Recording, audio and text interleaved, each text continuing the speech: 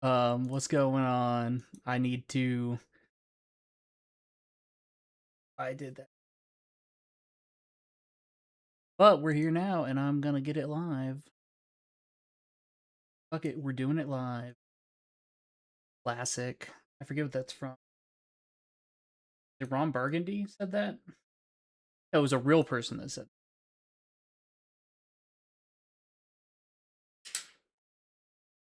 Let's getting into it today. Been doing homework all day. Today's the first day of school. Focused on my accounting class today. Got all my homework done for the first week in the class and ooh, it wore me out. Wore me out. Shit was that shit was not easy. Not easy at all.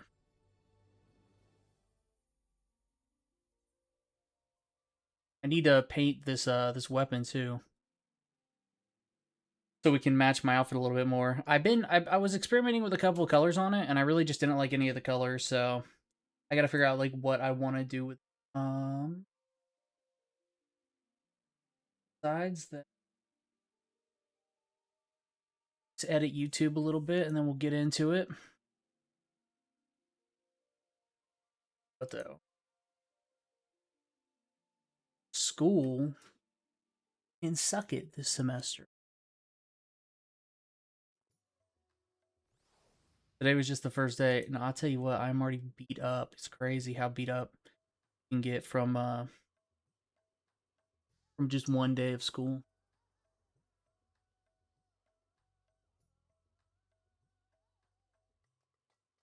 Just trying to make sure you get everything right, you know. But I pretty good. It was pretty easy stuff once I like figured out like what the basics of everything were. Just a lot of acronyms to learn.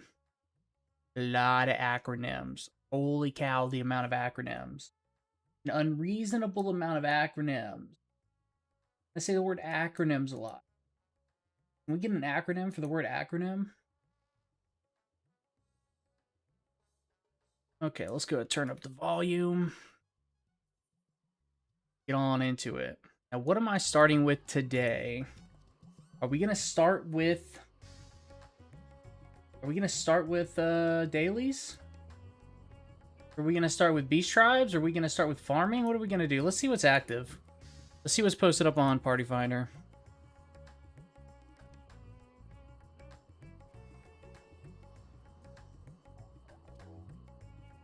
One run for WT. What's WT? What's WT? I don't know.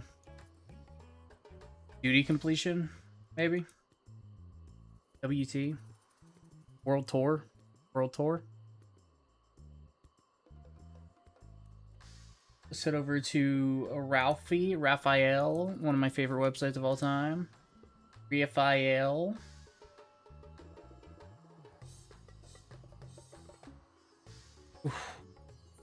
Some good music going on in here. Okay, let's just start off with the Moogles today. Go ahead and knock them Moogles out. Knock them out, because I'll tell you what, the Moogles and the Vanu Vanu are definitely like two that make you fly all over the map. A little bit annoying, just a little bit. But we're going to switch over to our Leather Worker, since it's my lowest level crafter.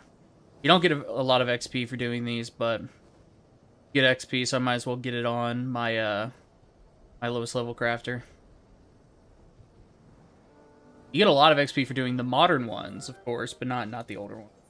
1,000 XP, yeah, like they didn't really help leveling up the Moogles very much. Like even when you're in the level 50 frame, 1,000 XP, I don't think is anything at all. So now we can see, this one's so annoying because you see it has the 3 points on the map I need to go to, and I'll get to those 3 points and it'll send me way across somewhere else to the other side, and then it'll send me all the way, like I'll go, let's say like I'll go here, and then I'll go here, and then this one will send me back up here or like down there, and then I'll just be ping-ponging all around the map. And unless you really know, you have like every single one of them memorized, There's no telling, and there's no way I'm gonna sit there and try to memorize all of them. That's even worse. So right now I'm flying on a little dandelion, and I am there's some mirthless Moogles. We can't let them mirthless Moogles stay mirthless. We got to give them some mirth. Now they're mirthful Moogles, because I shook my little I basically shook my butt at them. Okay, and more mirth, a little pick me up there. Is that it? I'm not seeing anything else yet. But I know the second I go down here, it's going to send me back up here. But I'll go ahead and knock this one out and see where it sends me next. Sometimes you just kind of got to bite the bullet and just do the ones that are close to each other. And then, oh, you get this one and it's, oh, now you got to go all the way up there. But if, let's say I came down here and did this first to go all the like wherever it was going to send me. Then I still have to come back here to get the dandelion, take a fly around, do the dandelion. Moogles. Anyways, super excited for Evercold. Talking about Beastmaster 2 coming up in a couple months. Not even a couple months, like September, right? When's the Japanese Fan Fest? It's coming up. Maybe October?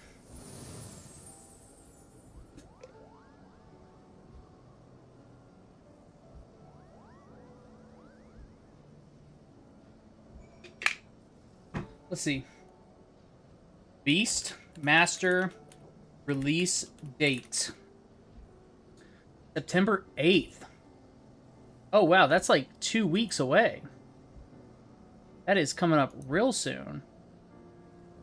Ooh, I'm gonna have to make sure I have all my stuff done, so I can dedicate all the time I want to that. All my homework and stuff. Got to get ahead of the curve so I can knock all that stuff out without a worry. Bolton. A fine finish. Speak with the Mosastic Moogle. Mosastic? Mosastic.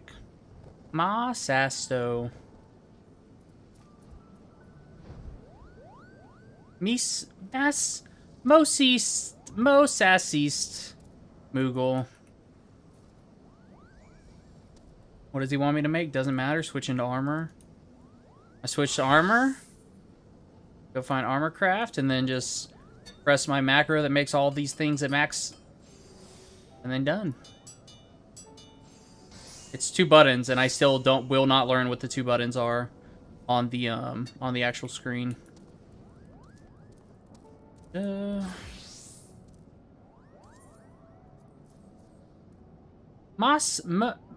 Mopping Moogle. Mopping Moogle. Moping. Is that annoying? Okay, let's see where this guy's gonna send me. Please just be simple crafting one. If this is just like a, hey, craft this and then turn it in, it'll be the easiest Moogle dailies I've gotten ever.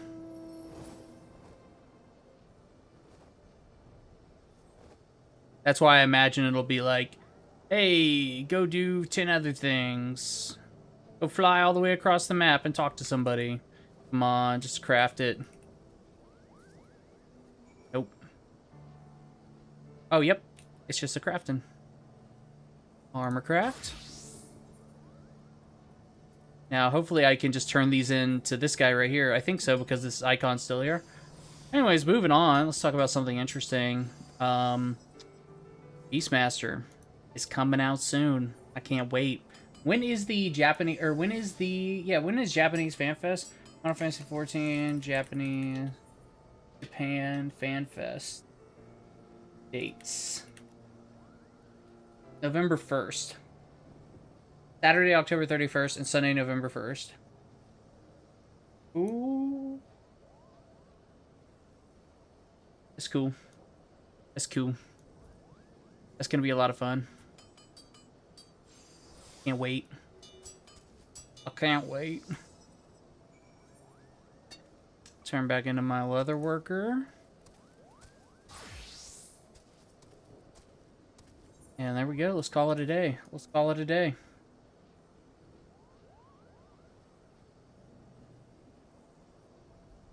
Ooh. Go ahead and see here. We will ban.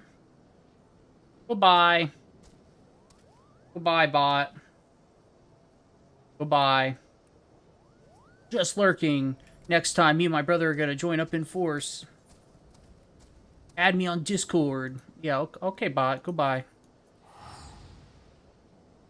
Bye, bot. You're a bad bot. Okay, I haven't... why do I even have a crafting helper up? Why? I don't even need it. You know what I need? I need some music is what I need. This zone needs to put some good music out. Let me queue up the orchestral rolls in, like, a playlist, you know? Come on. Just so simple. Oh, the Moogle music just started. Dun, dun, dun, dun, dun, dun, dun, dun, dun, dun, dun, dun, dun. Okay, and now let's check on... We are... What is that, 2 days away? 2 days away from finishing up the Moogles? Oh no, sorry, 2 days away from finishing up the... Today and tomorrow for the Vanu Vanu. Many more days for the Moogles. Let's see, Vanu Vanu. Yo, Emma Fox TV, hey, how's it going? I'm doing good. Emma Fox TV.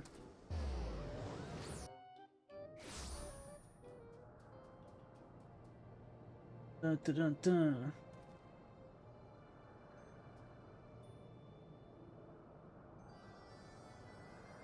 We are just doing some... I think I'm going to do this on my warrior. I was doing these dailies on my ninja to get some XP for my ninja, but...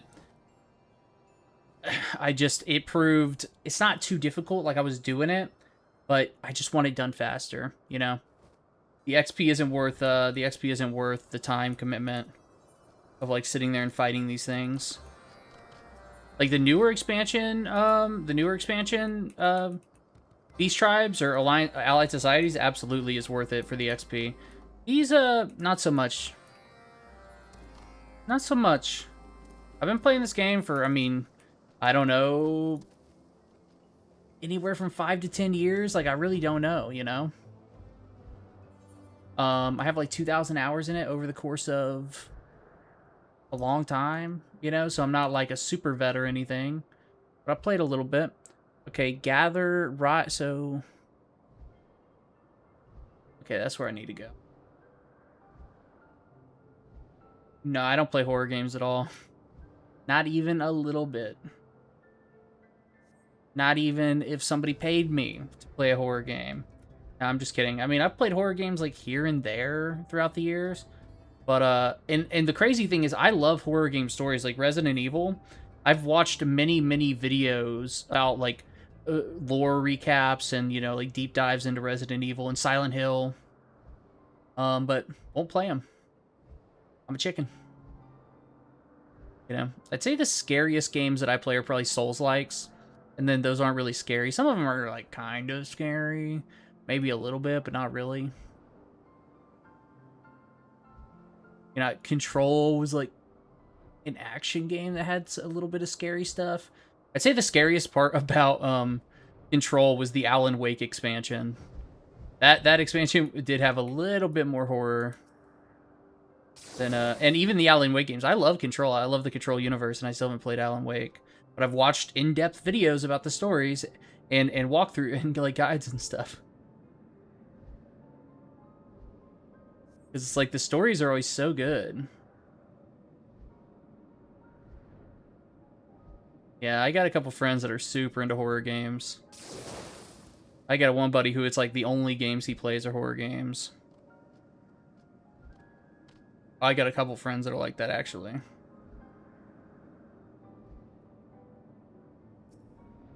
I tried, like, Phasmophobia. And Phasmophobia was okay, because it had, like, other people, you know? It wasn't just you by yourself. Let's see. This is Hardboiled Hustler, which is gather eggs.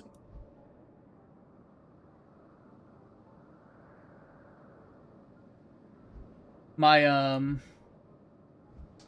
got a buddy who's, like, super into zombies, and so the only games he's ever really played are, like, Resident Evil games. So, it's the only thing he likes. And then I know this one girl who, again, is all she plays is horror games.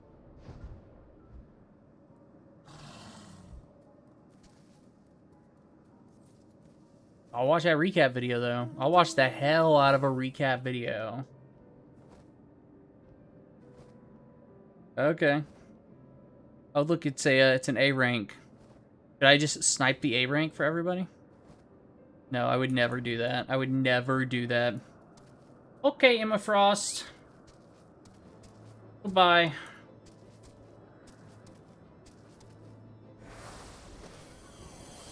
Goodbye. Goodbye. Like, so clearly trying to sell something like it's out of control. Like how bad it is. It's like not even a conversation. It's like, do you like horror games? But I like horror games. Oh, I make stuff. Here, add me on Discord. No, I'm good. I'm good. I'm good. I think blatant sales tactics like that, like, there's just no way they work, right? I don't know. Maybe they do. I have to imagine the people using those blatant tactics aren't actually really selling anything.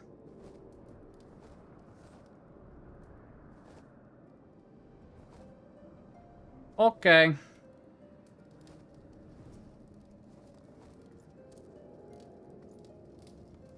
Need one more person to gather information. Information. Where's my information? Information. There's my information. It's like if one of your first like messages in the first like, you know, like 10 minutes you came into my channel is, what's your Discord? It's like, okay, goodbye. Goodbye. You're not somebody I wanted to add on Discord anyway.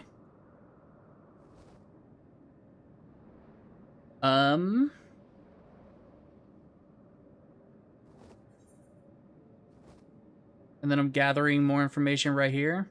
And it's been a long time. Oh, dude, Philivox, what's going on, dude? I'm gonna ban you for real quick. Dude, what are you doing, man? I've been playing Final Fantasy. A lot of Final Fantasy 14. So much fun. What I'm doing right now isn't fun, so don't judge it based on that. Now that you're in here, though, I should probably queue up for something at least mildly entertaining. What are you up to?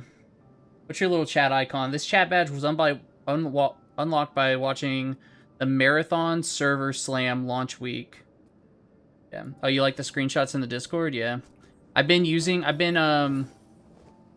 like getting in a little bit more into like reshaders and stuff to make the game look a little bit better.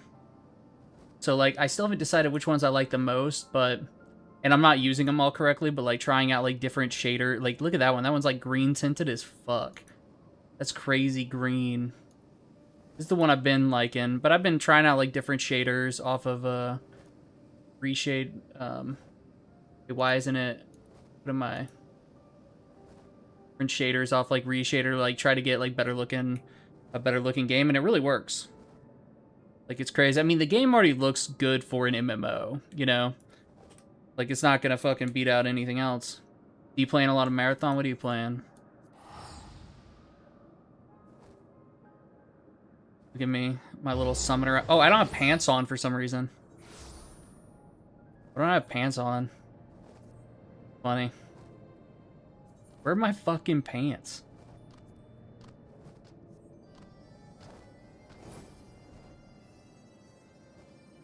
Oh, man. At first I was just trying, I tried out, have you ever used GeForce Experiences, like built-in overlays to make video games like look a little, like in-game, oh, not overlays, but game filters to make games look a little bit better? I tried it for the first time and I was like, man, that looks really good. And then I think the screenshot in Discord was just NVIDIA. Tilt the camera down. What do you want to, wait, see what? What do you want to see? Tilt the camera, like, oh, you want to see it without pants? You want to see me without pants on? I mean, dude, I'll just take off all my clothes, no problem. Gotta change back into my warrior to turn this in. Oh, I'll send you some pictures later. Are you fucking kidding me? I didn't even do the mission I was supposed to do to turn in here. Like, I can, like, the green check mark, there's 2 I can turn in, but one of them I didn't even go do. I totally missed it. There was like another objective. These are really dumb dailies for like Beast Tribe reputation, so it's not indicative of actual gameplay. But I like to just turn on that auto run, turn off my UI, and just fly around.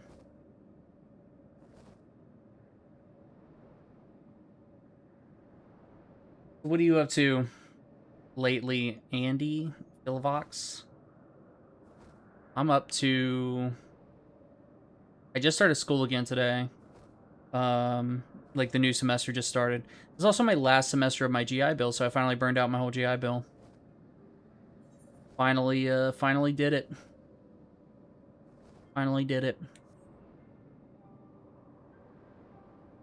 So I spent all day studying accounting and then took my first homework. And then tomorrow I'll work on macroeconomics. And then Thursday I have my first, it's like an elective of writing class. Beta of War Dogs. I've seen War Dogs. You've been playing Call of Duty? Dude, honestly, like, not even a fucking clue. I'm, like, not far off. If I, like, did full-time semesters, I could probably be done next year. If I did, like, full-time and did summer and stuff, but, I've only been doing, like, 2 or 3 classes a semester. In spring semester, I did 2. This semester, I'm doing 3. And then, you know, we'll see after that. I think I'm just going to sign up for Voc Rehab to finish it out. So, I've got that to do. You know what? There was something I wanted to do today. That is Variant Dungeons is what I wanted to do today. But actually, I don't know. Let's see. While I'm sitting here queued up for this content, let's I can check my UVA dashboard page to see my academics. I never know how to navigate these websites.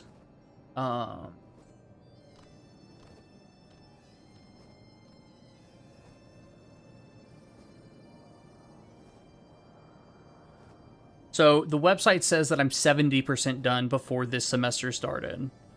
So I've got 30% left minus this semester, which is, you know, 9 credit hours. So whatever the fuck that is, you know, so 70% of 120 and then, you know, dude, school websites are fucking trash shit. Yeah, for sure. I mean, it could be a little bit different than that just because, you know, I transferred some credits from U of H, but, you know, not a lot. I think only like 30 credits transferred over. I've done like 40 credits or more, like 40-ish. No, not 40. I would have done way more than 40 if I'm at 70%. I'm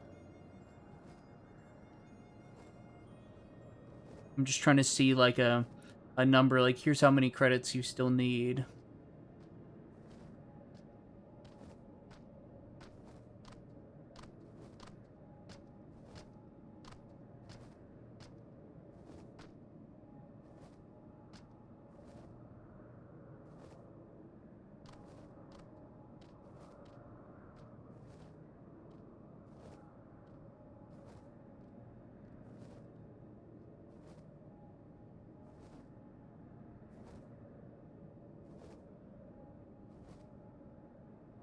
Accounting, macroeconomics, and then I had to take an elective to so I'm taking it's a writing class specifically about like how to write a hero. So we're gonna like study heroes and like what, you know, the hero's journey and like what makes a hero compelling, and like the description of the class was, it was really well written, but it was hilariously well written. You know what I'm saying?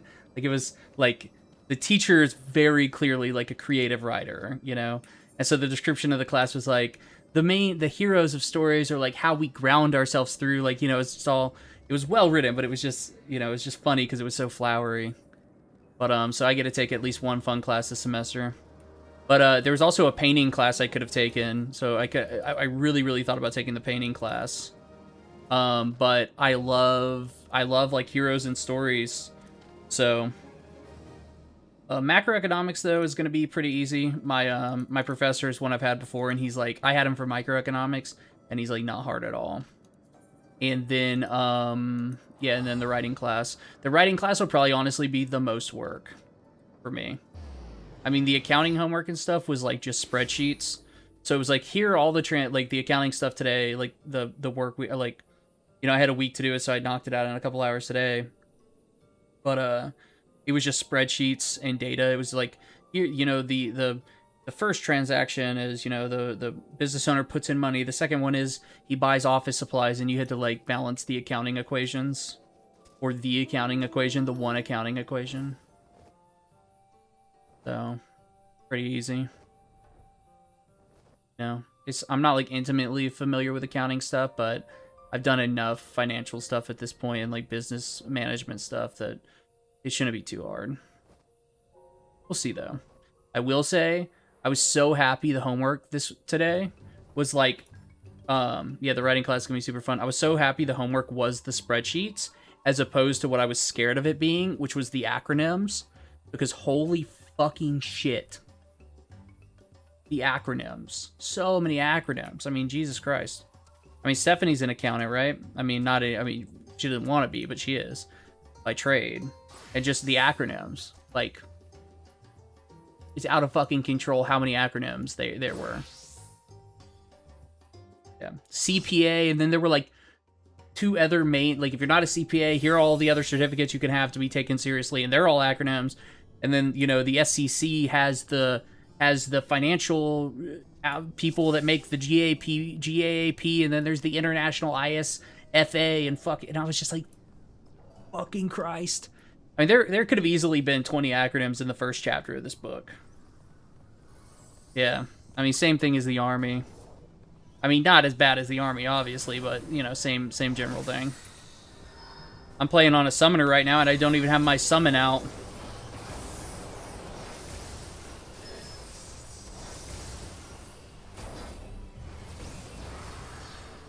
I didn't even, anyways, yeah, I know, dude.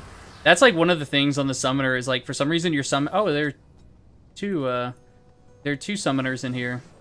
Or, sorry, there's a summoner and a scholar, which a scholar is the healer version of a summoner. But he also has, like, a little carbuncle right here.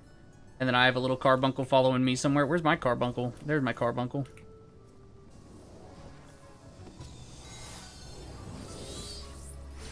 So, the thing that I don't like about the summoner in this game is you have this little dumbass little carbuncle you summon, which is like a little fox that follows you around. And it's okay, but it's like, that's your summon.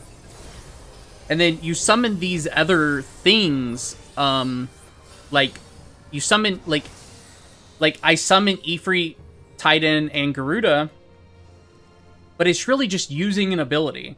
I just use the Ifrit ability, and it's just an attack, and then he goes away, you know? So it's not really summoning to, like, have them fight with you, which I think is, you know... It's not like World of Warcraft where you have, like, the Beast Tamer, where you actually have, like, a fucking dude out there fighting with you.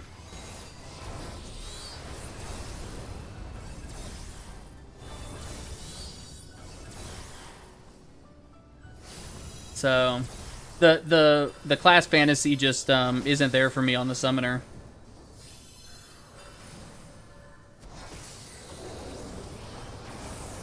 But it's a really easy class to play, so I'm all about it. And then here are all the jobs in the game. These are all the combat jobs, so I'm leveling Summoner right now. And then I'm going to try to get all of these to level 100 in the next, like, 6 months or so. Before the new expansion comes out in January, so I'd love to do it before that. But a new class comes out, in 2 weeks a new class comes out called Beastmaster. And that's going to be a whole thing.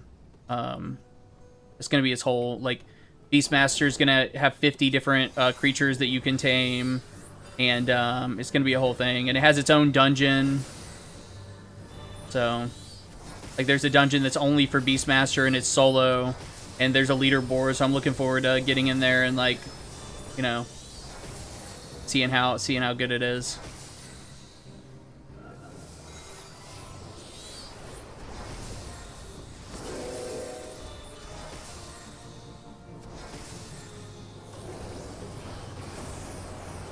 So Call of Duty, were you playing like multiplayer or are you playing Warzone? There's going to be an abundance of Beastmasters. I mean, everybody's going to be Beastmaster, but you won't be able to play Beastmaster in like normal content. So, like, you can't bring Beastmaster into, like, a dungeon like this. I mean, you could, but it wouldn't be leveled. Beastmaster is something called a limited job, which is, in Final Fantasy XIV, there's only one limited job right now, Blue Mage. And basically, it's just, like, it's its own thing. Like, it doesn't go to max level, it only goes to level 80. And, I'm a frog. I'm a frog and I'm not jumping around. Anyways, it only goes to level 80, and it has, like, its own dungeon and stuff that you can do, and you get, like, a special mount for it, and so limited jobs are designed not to be taken into, like, normal content. But then in January, 2 new classes are coming out, and those are going to be real classes. The first one that's coming out is called the Bastion, and it's a tank where you just have 2 big shields on both arms, and you, like, punch people with the shields. But then you can also flip the shields around, and on the bottom of the shields are, like, just these big old fucking cannons. So you can go from, like, beating people in the face with a shield to shooting people with the shields. You're not blocking with the shields, you're just shooting people and punching people with them. Now, I'm sure you're also blocking with them, but it'll be fun. And then the last class is coming out. We don't know what that is yet. A lot of people have really good guesses about what it is. A lot of people think it's going to be a like a class that uses like a pet hawk as an attack animal, based on, like, some clues that have come out, but we really don't know.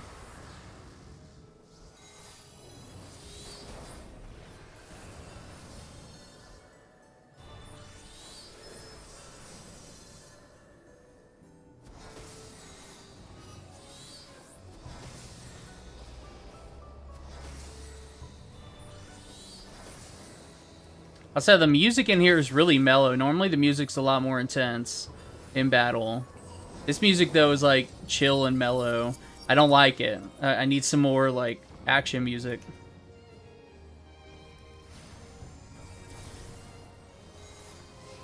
It's, like, peaceful violins and stuff.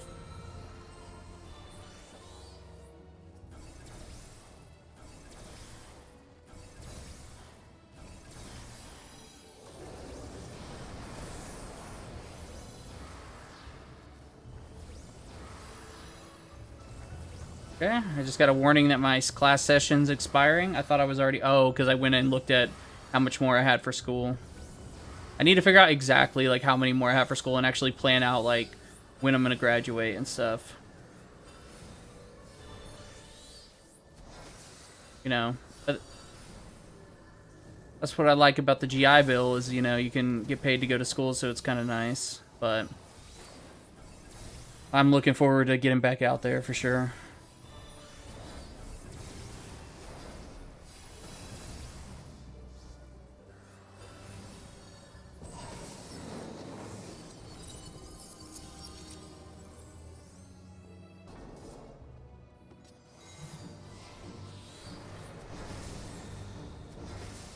We got Ziggy on a rock right here. Let me get a look at this guy.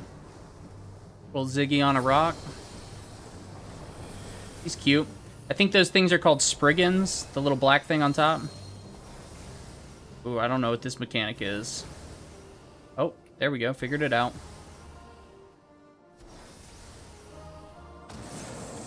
Figure it out real fast, too.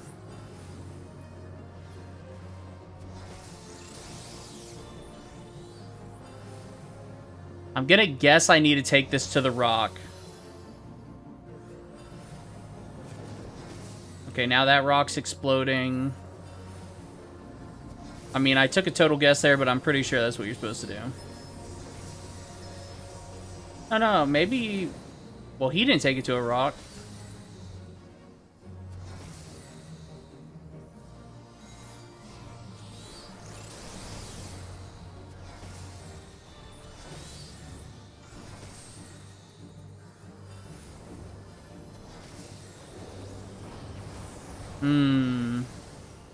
I wonder... Oh, well, he's dead already, so I don't have to wonder shit. I'm done wondering. Even if it's not relevant, you know, I'm trying to figure out mechanics. Even for this content that, like, mechanics don't matter. There's just so many dungeons in this game that you forget more than you remember. Oh, I need to back on up and let the tank go ahead of me. Oh, look at this. I'm in an upside down. We're on the roof. Climbing down a staircase, but we're on the roof, and here are, like, the chandeliers. That's fun. That's a very Alice in Wonderland vibe. Oh, dude, there's an unbelievable amount of content in this game. It's a pretty cool dungeon. I don't remember the story relevance of this dungeon, but I'm pretty sure it had something to do with this, like, crazy witch that lived out in the middle of nowhere.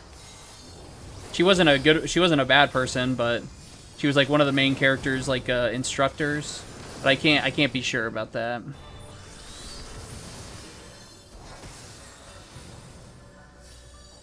But there are a couple dungeons like this in the game that are, like, nice and wacky.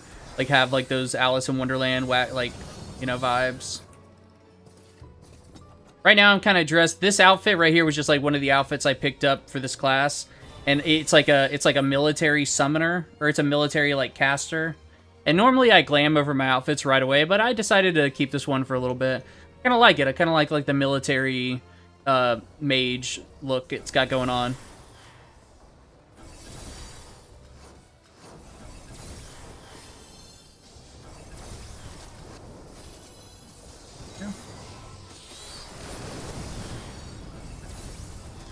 Yeah, but honestly, a lot of the dungeons in this game are like very creative and fun. Ooh, that guy dropped right behind me. And of course, these wind-up people look really cool because they all kind of look like Vivi from Final Fantasy IX. So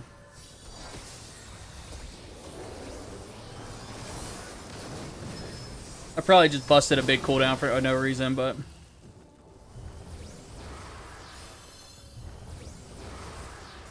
No, never mind. I didn't think there were going to be any more enemies, but now that there are more enemies, then I didn't waste the cooldown. So. Very fun.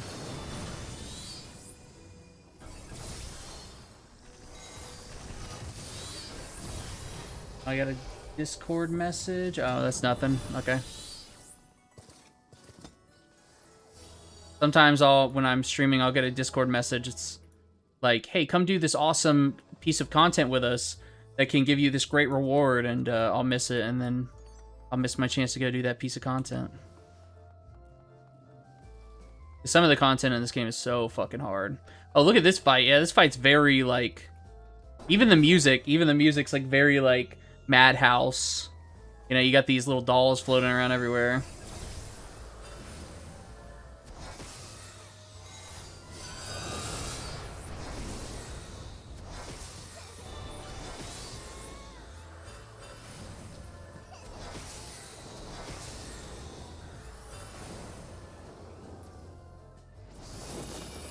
Oh, dolls are back up. Look at these creepy-ass dolls. Look at those little things. Those things aren't fun. Now it's a big doll.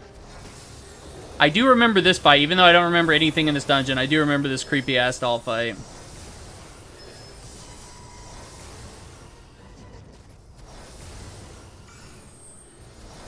Must be like a tank that hasn't played in a while or something. Hey, dude, that's what I'm saying. Look at that creepy-ass doll. Naked doll. Put some clothes on, doll. I'm gonna guess I don't want to be...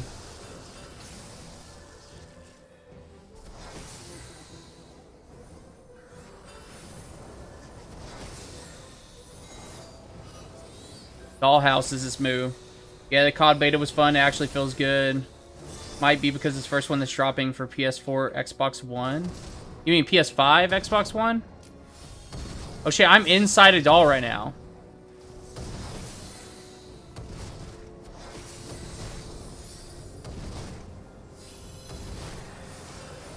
You mean PS5 and the new Xbox?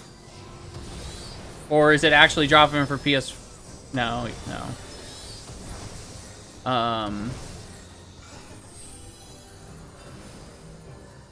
Oh, it's...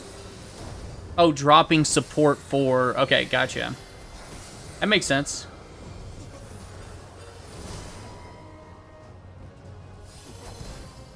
Now, me and this dude, look at me and this dude. We're both hypnotized, so we're just hitting each other with our books. That's funny.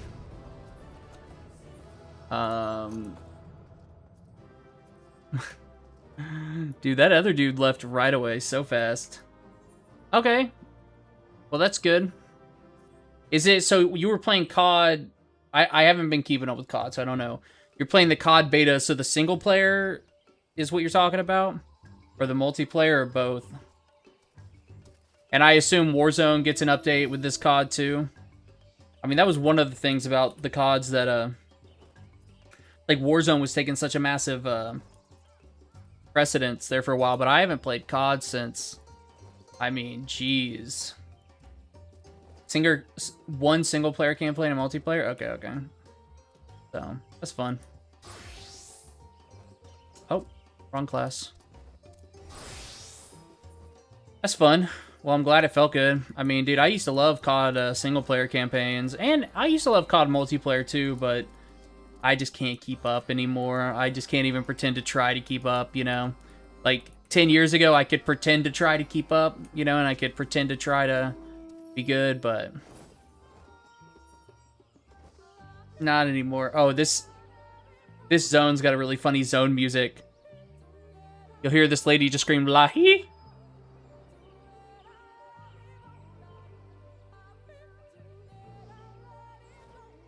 I don't know how the balance of, like, my voice versus the background music is, so I don't know, like, how good it's coming through. I think it's okay, but I can't guarantee that. But this zone's really fun. Every time you enter this zone on a hunt, everybody just screams, Lahi! Actually, let me see if there are any hunts going on right now. Hunt trains. There's a hunt train that left 8 minutes ago. Damn. I'll keep my eyes up for the next hunt train, though. I definitely want to get on a hunt train. Hunt trains are a lot of fun. Sometimes it'll be like 200 people just like going crazy. Lahi.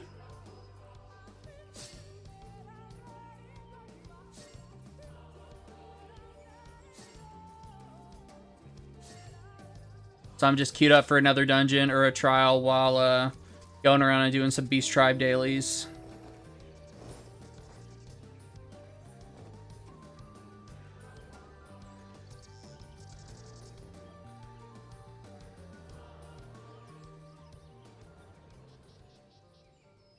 This zone's a lot of fun because it reminds me of the Vera zone from Final Fantasy XII.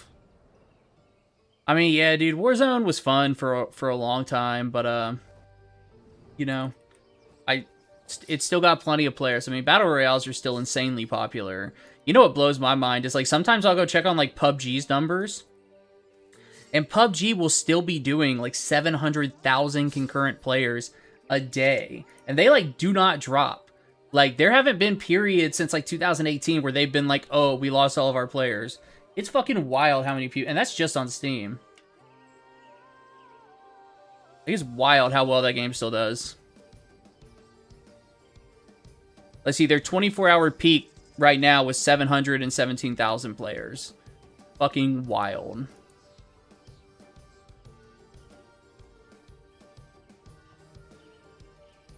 Like, you would think, oh, Korea, is that where we're seeing most of the players from? I mean, I know PUBG Mobile is, like, was really, really big for a long time in a lot of countries. I mean, I've been seeing a little bit of Steam on, like, DayZ and stuff lately, too. Like, just a little bit here and there, seeing some people go back to it. That's been fun. Classic DayZ.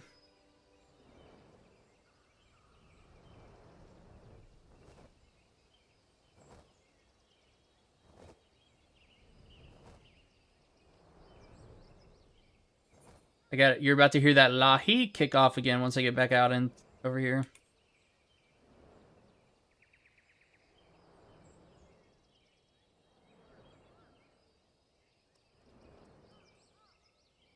It was so wild that so many people made fun of it. What was wild about it? Was just bad, or what happened?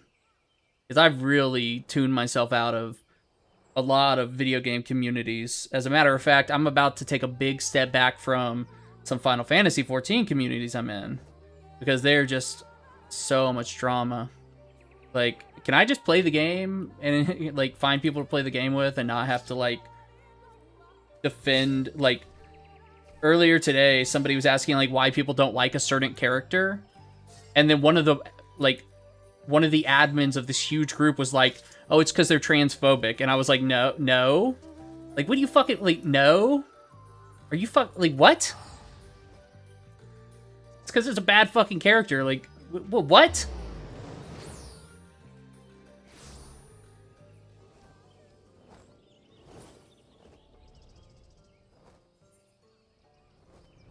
And it wasn't even like, only from her saying that did I even know that the voice actor was trans. Like, no, I dislike the character because it's a fucking shitty character. You would go through these toxic trips that made it look like you're playing Once Human. Dude, that sounds fucking bad. What? Call of Duty did that?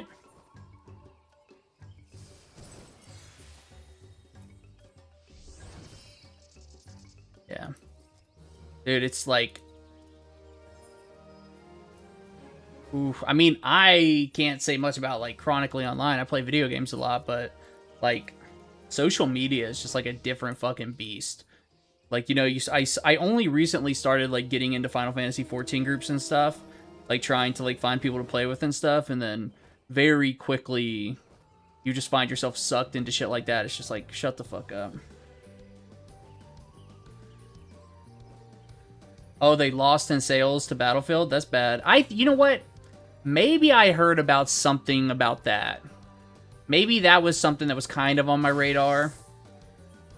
That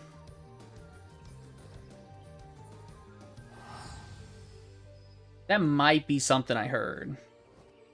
A while ago, though.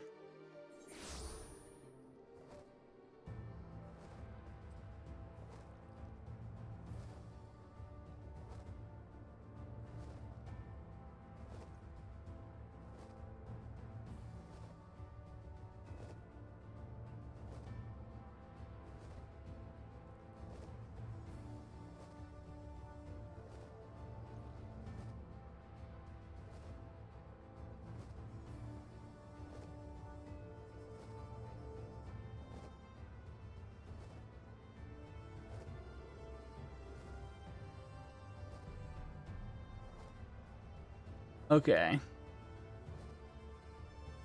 Yeah, like, I can't take these people.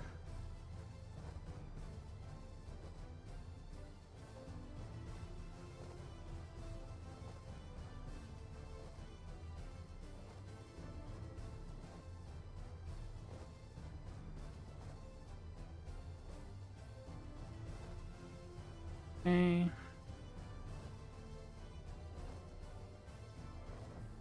My queue needs to pop. I'm at 7 minutes and 30 seconds. I thought your stream froze. You're just reading my... Yeah, I was... It was exactly what I was just talking about with, like, Chronically Online people. I got a message, somebody responded to me, and it's like... It's just...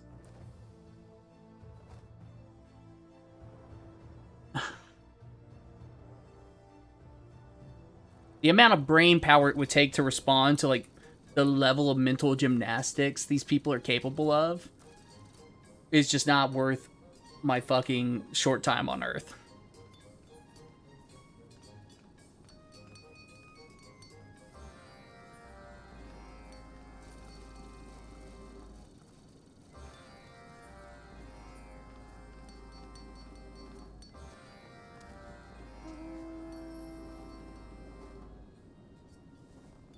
So, how's work going?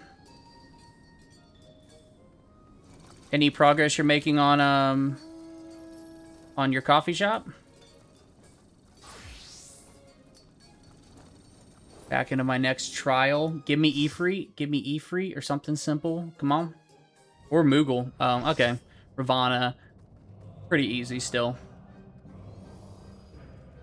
Got pretty lucky. Gotta summon my Chocobo again. That's one thing, like, why? Like, so you have to have your Chocobo. Or, sorry, not Chocobo. Carbuncle. You have to have your Carbuncle to, you have to have your Carbuncle to do anything on the summoner. So why is your Carbuncle ever not summoned?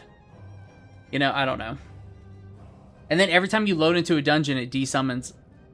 Okay. But, oh, that's cool, man. You bought the truck. That's huge. That's a huge move. So now it's just like refitting the truck and setting up and stuff. You got to keep me up to date on what you're doing. I can't wait to see how it does. And when you make social media and stuff, send it to me so I can follow it and all that. That's very exciting. I mean, dude, starting a business is stressful, but exciting. For sure. It's something I don't think I ever want to do again. Because it's, you know... But it's also very exciting.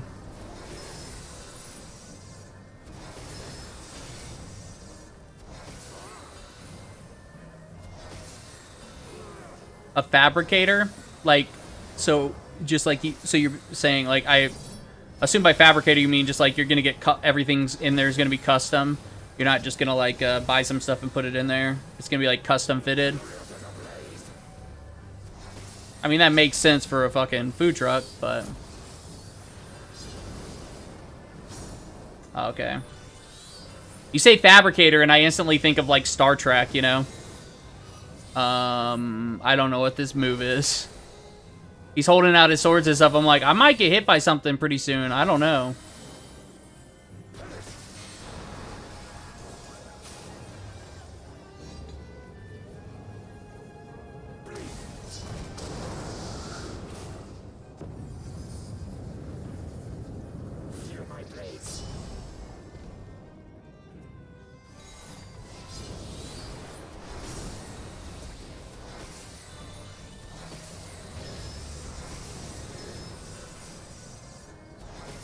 Slaughter.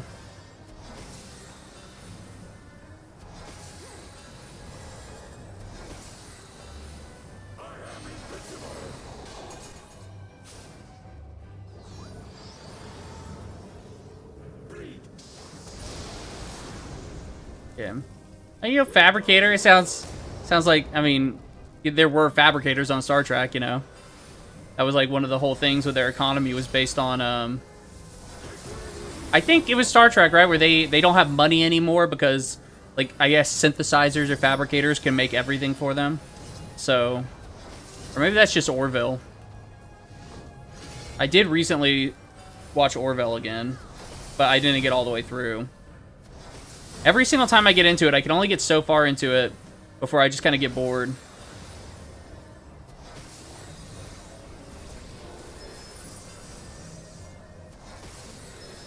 Yeah, Orville is like... To say it's a homage would be like... You know, like... It's basically the same thing. I mean, my mom was a really big Trekkie. And she had all of, like, the Star Trek movies when I was a kid. So I've seen a lot of the Star Trek movies and stuff. And obviously I've seen a little bit of the series. My mom, she didn't have, like, she didn't have the VHSs for the series. She just had, like, the Star Trek movie collection.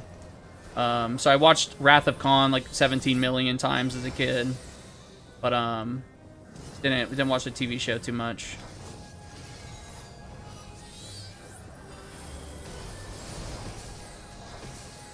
And then, like, as an adult, you know, I'm like, there's too much good TV to watch Star Trek, you know. So there's a lot of good TV. And actually, talking about TV, Community just got released from Paramount Plus hell. So, Community's been stuck on Paramount Plus for a couple years now. And it finally is back on Hulu. So I'm excited about that. I'm gonna go turn my game down on my headset so I can talk without screaming.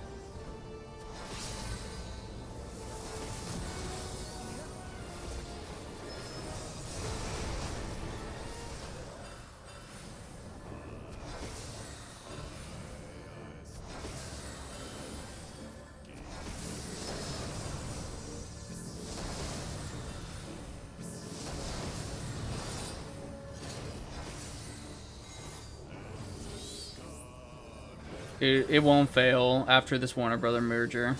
It'll be around for a long time, dude. I'm right there with you, though. I fucking wish it would fucking fail. And actually, the Warner Brother merger, I've heard, is facing possible, like the EU well, might stop it. But I haven't looked into it. I just kind of heard something. I mean, dude, the whole Paramount Plus thing where, like, literally the CEO of Paramount Plus was like, I mean, dude, that dude is such a fucking piece of shit. Like, a lot of CEOs are pieces of shit of big companies, but, like, that dude... Like, it makes me happy that Netflix backed down so quickly from... Yeah, Larry Ellison. Dude, it made me so happy when Netflix, like, so quickly backed down from the Warner Brothers deal. Because it just kind of showed, like, yeah, we're not going to play games with a fucking man-child who's willing to throw his father's money at all of his problems and stomp his feet when he doesn't get his way. And then go to regulators and try to get regulators to be on his side. And, you know, even though... And going to regulators and trying to get them to stop Netflix from doing the exact same thing he's trying to do. It's just like... The dude is such... Like, and that's just, you know, of course, the tip of the iceberg. You know, we've all seen the fucking shit from him.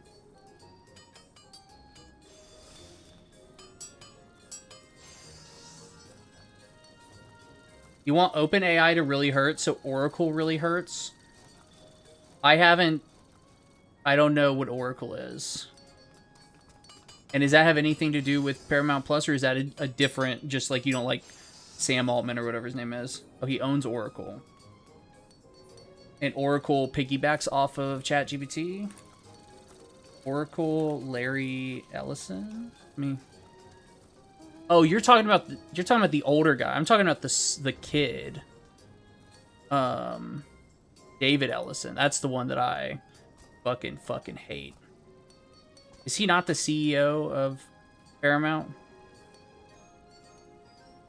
I mean, yeah, they're obviously father-son, so they both sucks, but David Ellison's the one I'm talking about that kind of stomps his feet and fucking acts like a child. But what is Oracle? Oracle. Cloud infrastructure. Oh, yeah. I mean, dude, like, we'll see. Time will tell if these, if all these infrastructure companies work out or not. Most of them just can't work out.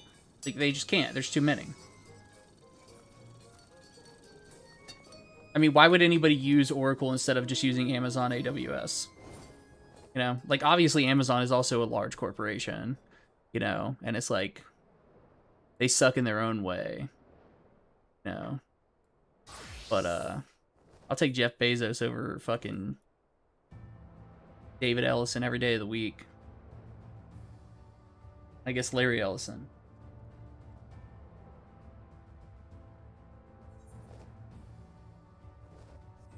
These are my last 3 Beast Tribe missions, so I can finally be free to go do better stuff. They're over leveraged on how much they've invested into OpenAI. Okay, good. Good. I mean, the shitty thing is people that are that big, like a lot of the infrastructure companies are going to fail for sure. Well, not a lot, but like a good portion. Like it's a risky thing right now. Like a lot of people are doing it. But people like David Ellison they're too big to fail, you know? They'll always find a way to sell it off to somebody else, to scrap it, to, you know, somehow make it worth the money they put into it, you know. And let's say they lose a couple $1 billion. It's like, oh, well, you know, they can get a bailout, or they can, you know, it's just fucking horrible how these people just, like, they get to a point that there are no consequences.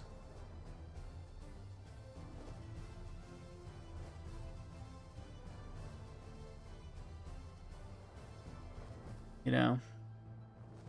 And it's like, people for some reason think that's, like, part of the American dream for shit like that to happen. Like, no, that actually makes it harder for everybody else.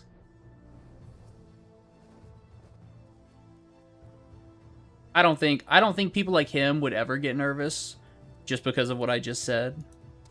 Not nervous in the way we get nervous, like normal people get nervous at least. You know.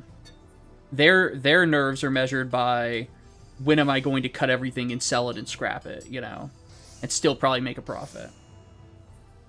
Yo, what's going on, XA? How you doing? We're talking about some of our favorite giant megacorps. All hail the megacorps.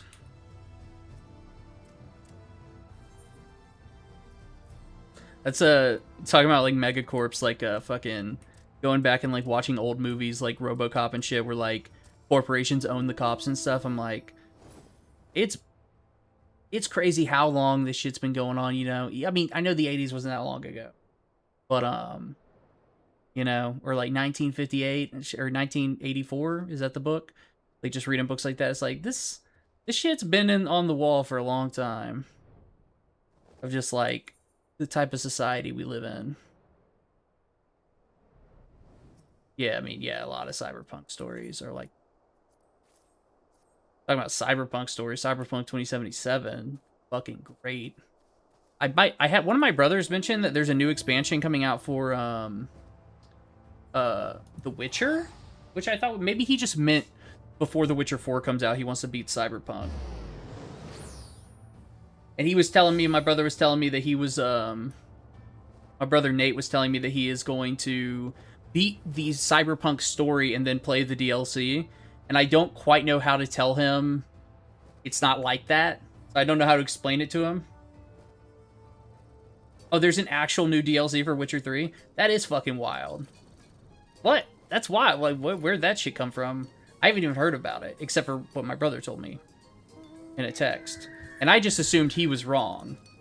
You know, I was like, he must have confused something. I was like, there's no way a Witcher 3 DLC is coming out. So I don't quite know how to... I didn't quite know how to tell him that, Cyberpunk 2077 isn't like a game and then expansion. You should play them at the same time without spoiling anything. So I told him he might want to consider just playing it at the same time. I'll be right back.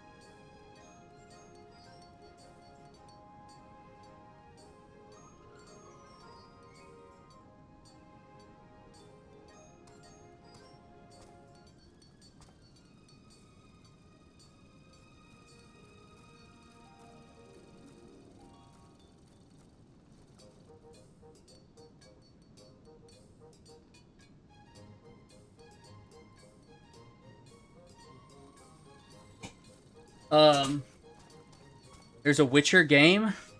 X, hey, you're funny. What are you talking about? There's a Witcher game? I hope you're joking. But if you're not, yes, there are 3 Witcher games, and they're all well, the first 2 suck ass, but the third one's really good. And the first 2, their stories are probably really good. I've watched videos of their stories before, but you know. But I've watched videos of their stories, but the gameplay is so hard to get into.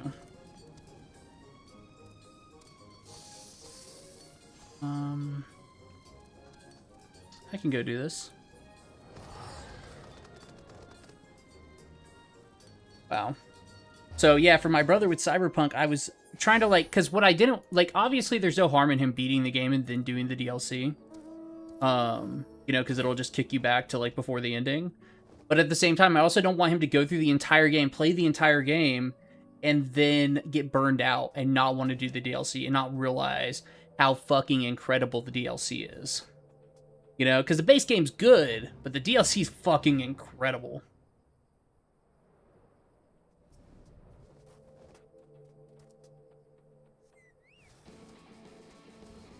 Ah, little snake boy wants to go. Do I have my carbuncle out? I do not have my carbuncle out. Of course, I never have my carbuncle out.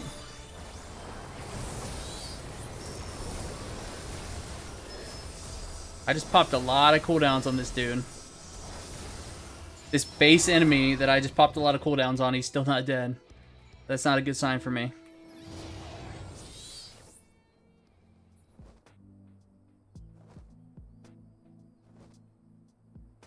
Let's see how this Fate's doing right here. Let's see. We got 13 minutes at 0%. Right. Oh.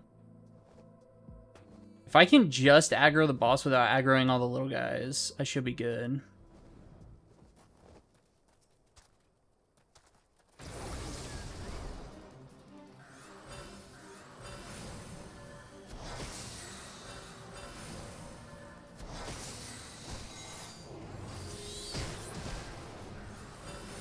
There we go. Yeah, I was able to just aggro the boss. One of the little guys came along, but he rubber banded back. Nice. A little chocobo struggling over there. Cute little chocobo. I need to get him maxed out before the next expansion. I've neglected my chocobo for so many years.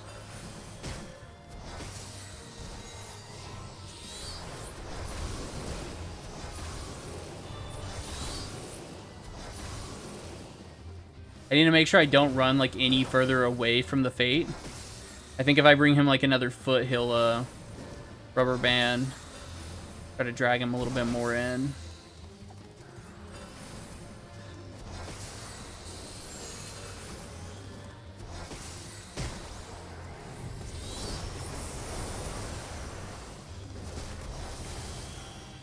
I think I'm queued up for something right now, right? Oh, I'm not queued up for anything right now. I was like, why isn't my queue on the side of my screen? I still haven't watched the, I mean, I'm pretty sure it's out, I'm not positive. But I still haven't watched any of the, like, post-Henry Cavill Witcher Netflix stuff. I don't know if it's any good. It's just like, I don't know. I like Henry Cavill a lot and everything he does. I really wish he got a better run at Superman. You never watched the TV show at all? The TV show's good. But the TV show is based on the books. So it's way different than the video game because the video games are technically sequels to the books. So even the first Witcher game starts years after the books take place.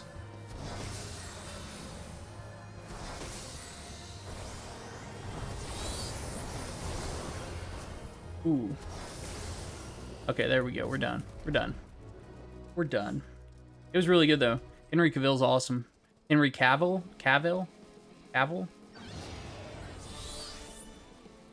Yeah, I mean, we all knew that was going to happen, though. I mean, just from all the stuff we'd heard, you know. Just all the things on set where he was, like, arguing with the showrunners and stuff. But I cannot wait to see what he does with Warhammer fucking 40K. I got really, really worried about Warhammer when he left when he said he was going to leave the project. Because they were like trying to again force story changes. And but I'm really excited to see what he does with it. I hope they just give him complete creative control and just get off his fucking back. You know? I mean, Warhammer 40K is such a great universe that has been just so horribly neglected in any media other than the tabletop from the people like that they allow to like make like the games and stuff are cool. Like Space Marine's fucking awesome and shit, but there's just so much more potential for the brand. Like how do you I don't know. Just all the opportunities over the year. I don't understand like why like the RTS is still like one of the best ones. You know, like there's just so much opportunity over the years for Warhammer to do so much, and the story's so good. Man, those Space Marine games are really fun.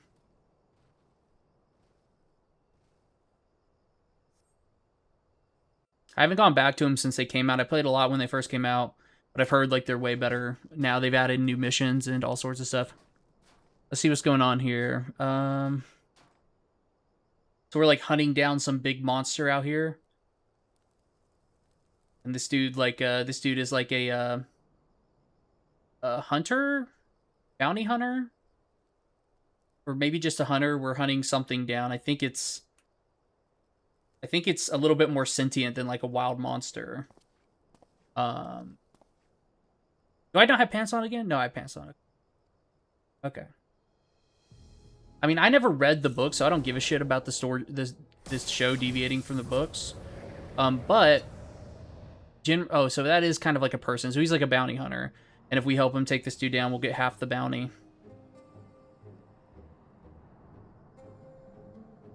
He's opening rifts into the void.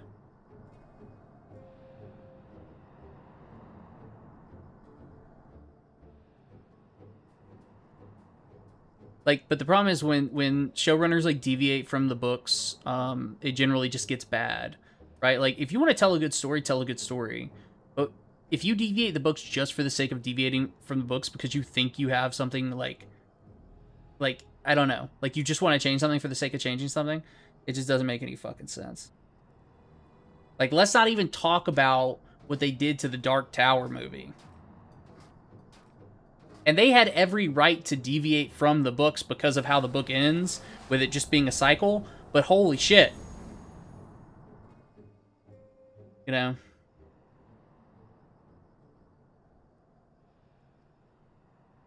Like, it's like, they were already stirring the pot by making Idris Elba, you know, the gunslinger, which was already, like, people freaked out about that, which was a stupid fucking thing to freak out about.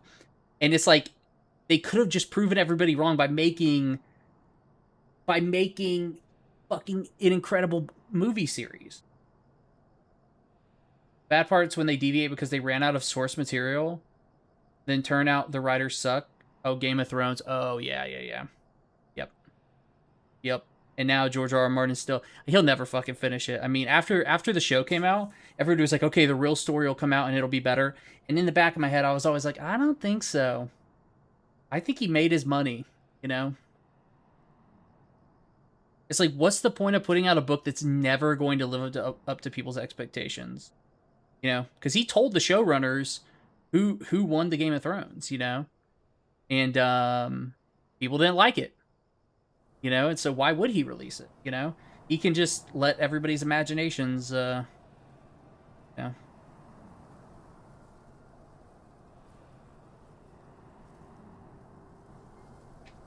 mean, like, literally, if he releases the final book, nobody will be happy. I just think it's impossible.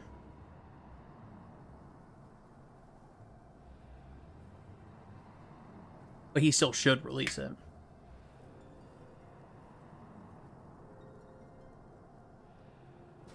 Man, but I would love to see some more Jon Snow stuff, or some more the youngest Stark girl. Those two characters were really fucking cool. One of my favorite scenes to go back to and watch are like the episode where like the Stark siblings finally like kind of meet up, and the youngest Stark, Arya fights Brienne of Tarth, like that episode, and then like what happens with Littlefinger and stuff. That's one of my favorite episodes to go back to.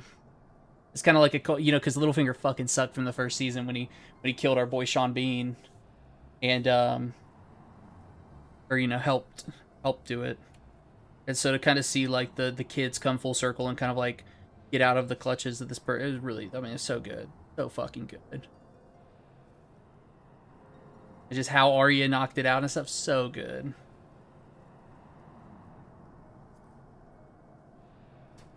Yo, why are we standing next to like a black hole? What are we doing here?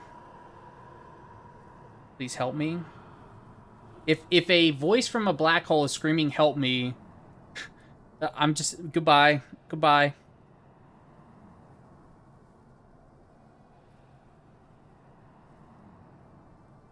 And it's a voice of a boy saying he's stuck inside.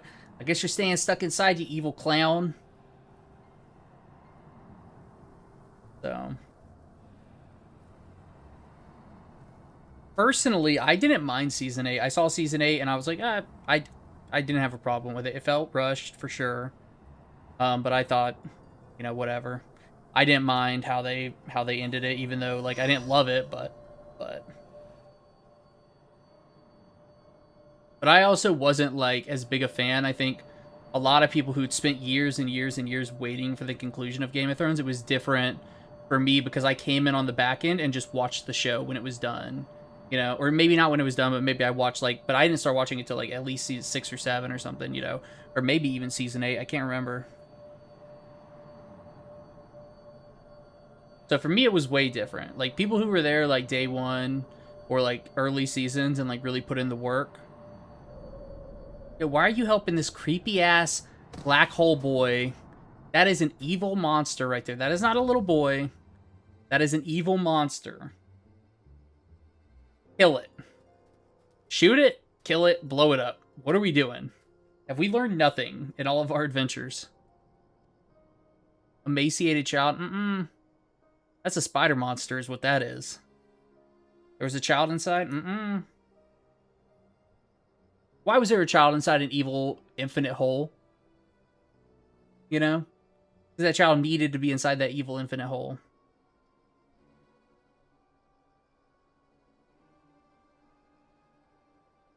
But honestly, the writers of Final Fantasy XIV are really good, and they very often like subvert my expectations with stories, you know? So I'll be like, that dude's evil, and then like they'll actually do a really good job making him it seem like he's gonna be evil and then not be evil. And it's not as easy to see coming as it is a lot of times. You know. I think they do a pretty good job with that. Wounded. I think that's the same thing with like a lot of stuff. I think people that come in late to any sort of like fictional media are much more forgiving of the problems with it. Like Final Fantasy XIV, for example, the newest expansion, Dawn Trail, which came out 2 years ago ish, so 2.5, whatever. People who were there day one mostly hated it. But you have a lot of new players coming into the game that are like, I don't understand why everybody hated this expansion. And it's for reasons you can't possibly understand if you weren't there, if you weren't a part of the hype, if you weren't part of the disappointment as it was happening. You know, the hype and the expectations, and you know, coming in later is just so easy to just kind of breeze through it and not be as like emotionally attached for long periods of time.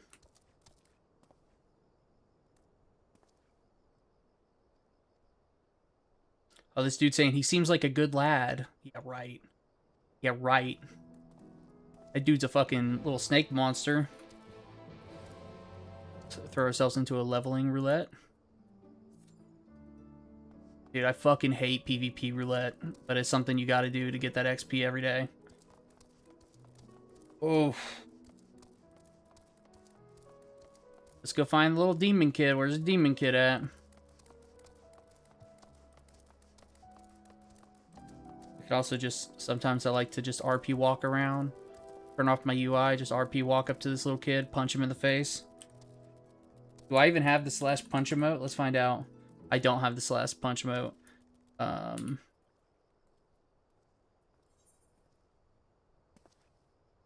Punch. Do I have a punching emote? Punch. Oh. There's like a shadow boxing emote. That's a felony in America. That ain't a felony in Eorzea, where I'm the warrior of light.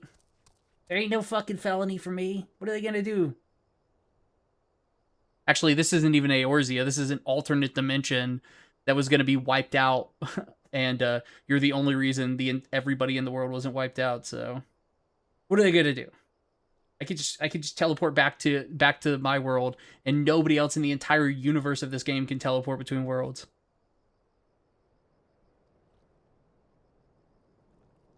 Well, I mean, there are a couple characters that can teleport between worlds, but they have a lot more restrictions than you do. That boy's a sharp one. Remarkable command of magical arts, because he's an evil spider monster. Perhaps I do. Try as I might, I cannot recall of who I am or where I come from. Only the darkness, because he is the darkness. No need for apologies, boy. So if he was adrift in the void, that means he's from the 13th reflection, which is a whole thing in the lore.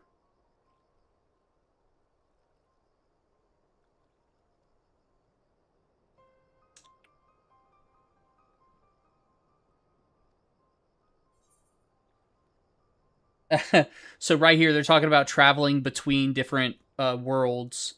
And my character can say, you'd be surprised because I travel between worlds all the time, or don't be ridiculous, and just kind of be a part of the conspiracy to hide it. I'm going to say, I want to be a part of the conspiracy. Hide it.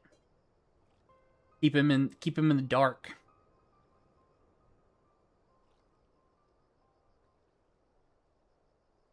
For no reason whatsoever. There is no war in Ba Sing Se. I still haven't seen season 2 of Avatar either. I started watching the first episode, and there was just so much stuff not from the TV show that I was just like, fuck. Or not from like the original show. Yeah. God, that original show that was so good. No war in Ba Sing Se.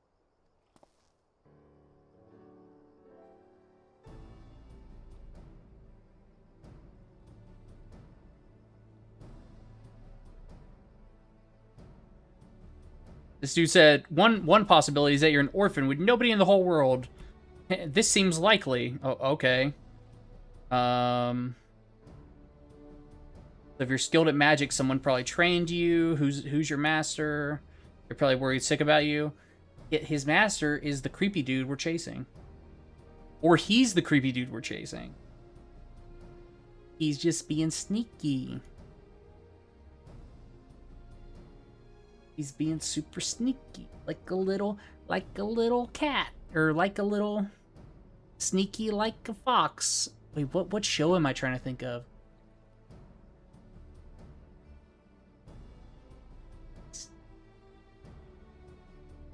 What? There's like a line from a show that's like stuck in my head right now. What show am I thinking of?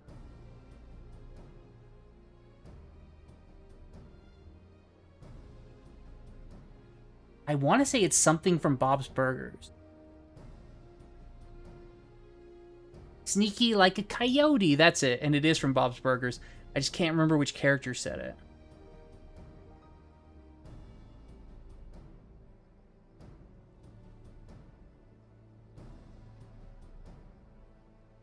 That's going to drive me fucking crazy until I figure it out.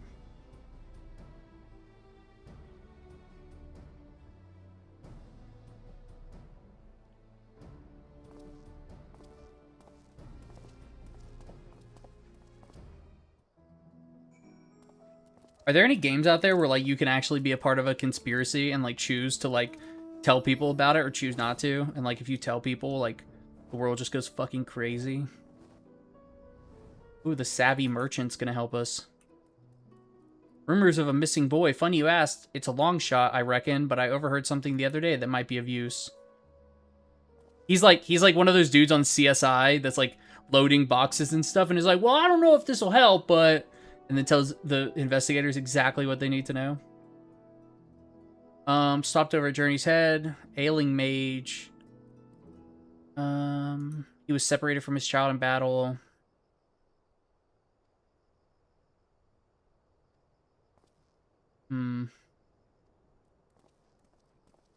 Oh, missing boy. I don't know if this will help, but I heard there was a dad who was attacked by a sin eater and his boy went missing. It's like you didn't know if that very specific thing would help.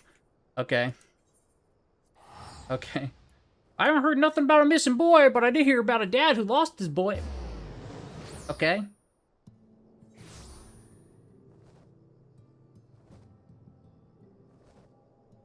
Oh, make you the reason the conspiracy about to be... Dude, talking about conspiracies.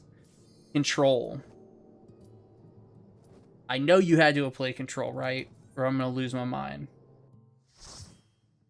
I better see a yes in chat and that you love Control and it's one of your favorite games of all time. Oh my god, I just got so lucky! I just got so lucky! So every day you can do a leveling roulette, and it's one of the biggest boosts in XP that you can do every day. And normally it's a dungeon. Normally it'll be like a high-level dungeon, you know, whatever. But I got super lucky because I got put into a low-level trial. So this is like... This is going to take like 5 minutes, and I'm going to get all the XP I would have gotten if I went into like a 45-minute fucking dungeon. Yeah, dude, Control. You excited for Control Resonance, dude? I'm so excited for Control Resonance. I think it's called Control Resonance. Yeah, it's called Control Resonance. Because the Hive and What's Her Dick are different resonances, right? Oh my god. I cannot wait for that game to come out, dude. I just replayed Control earlier this year. Yeah, oh dude, it looks awesome. I mean, you've got another transforming weapon. We finally get to learn more about Dylan, you know? My thing with Dylan and Jessica is, like, Dylan has to be mad at her, right? Like, it wasn't just, like, a couple years that she didn't find him, you know what I'm saying? Like, it was a long fucking time, but, you know, to be fair, like, I get it. She was up against a government agency, and she was a little kid, you know, whatever. But he might not see it that way, you know? You know, and it was the little thing in her head, like, didn't tell her where he was for, like, a long fucking time. Polaris, I think, is the name of the little thing in her head.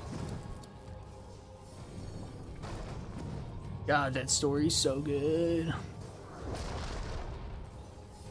I did the Alan Wake expansion earlier this year. That shit was like, I'm not into scary games, so I had to like kind of zoom through it, you know? But it was good. I've never earlier somebody came in here and asked if I liked horror games, and I was talking about how like I watch a ton of like YouTube videos of like, you know, like 5 to 8 hour long Resident Evil lore videos, and I say 5 to 8 hours long. Like, I think there was a 3-part series that like each one in the series was like 5 to 8 hours long. But for Alan Wake, I've watched like all the like at least like 5 different like full breakdowns of the entire lore from different people. And, you know, some are shorter, of course. Not all of them are long. You know what I'm talking about. But, so the Alan Wake expansion was a lot of fun to play through. And then you get to fight that doctor who just, like, the Bureau of Control just, like, ruined everybody. Like, they just ruined, like, they're like, oh, we're here to help. It's like, you're not here to help shit. And there's so much little stuff in Control that, like, if you don't spend the time to, like, figure it out, you, like, won't figure it out. Oh, the cutscenes were super bugged. That sucks. I mean, and to be fair, it does have those are they called FOV cutscenes? Like the real video cutscenes that were popular like in the 90s. Are they FOV? What are they called? They might be called FOV. But the story was still really good, but like Control, like so many little things, like the generator in the basement, right? I had no idea that inside of that generator, basically being infinitely tortured, is the first like director of Control. And he's just in there forever and he powers the entire fucking building. And basically just like eternally tortured to give them electricity, you know? It's like so they don't have to pay for electricity. FMV, yeah, full motion video. Okay. I said FOV. It's like little stuff like that in the lore is just like fucking wild. They do such a good job of like diving deep enough in the lore to make it compelling, but like not telling you too much, you know, so there's still a lot of mystery. So this is the little boy that went missing. So we have a different little boy. There's little boys everywhere. Don't call nobody. I'm leaving.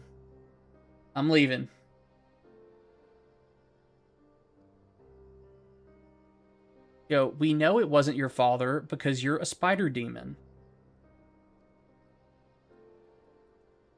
Maybe I'll, when does Control Resonance come out? Because I need to get on that game when it comes out. Control Resonance, Lords of the Fallen 2, September 24th. So it's coming out. Oh, it's August 24th, so a month from now, basically.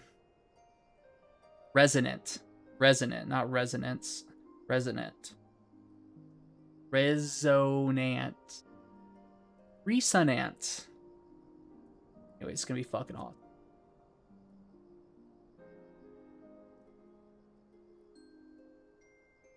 And of course, like figuring out what's going on with Jess and stuff. And what I know of the story so far is just basically that Jess never was able to end the lockdown on the Bureau of Control. And then people basically got really discontent and started kind of turning on her. And now everything's kind of broken out into the city of New York. And she's missing. Yo, talking about weird shit in Control, what was up with when they were little kids and they basically killed everybody in their town except for like 3 other kids? Well, no, I think the other kids died too. But maybe like 3 of the other kids lived or something. But then like a bunch of the kids got turned into monkey demons. Like there's so much shit there that like I would just love to see. I'd love to see cutscenes of that to know, like, because they explain it, but like I want to see it.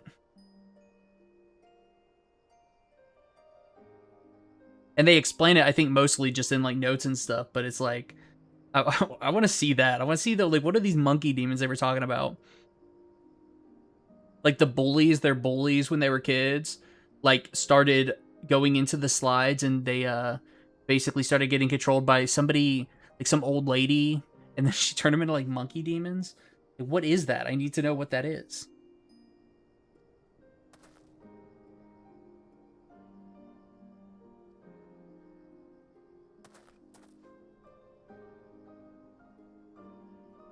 And then, of course, the scientist guy. I'm pretty sure the scientist guy in Control is also the guy that played Alan Wake, right? Like the main dude from all the FMVs, scientist dude, who was like the only reason the Bureau like even had anybody who wasn't being controlled by the Hiss. Yeah, it's Alan Wake.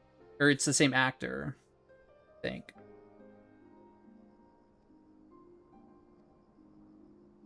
Yo, why did we just let that spider demon go with that other kid? He's gonna eat that kid. Okay, so the other kid's father died. Or maybe the other kid was lying about it being his father, and the other kid's the spider demon, trying to get our kid back.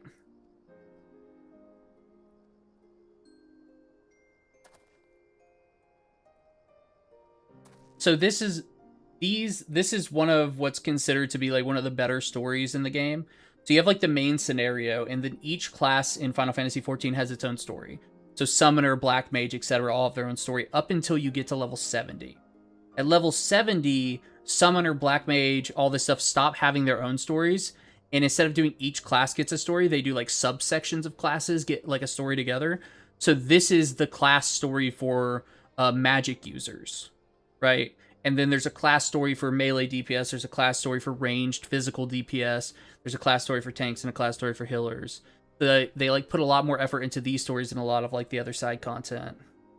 So I'm trying to not skip through the whole thing like I normally do with everything, since it's supposed to be like, I've heard it's goodish story.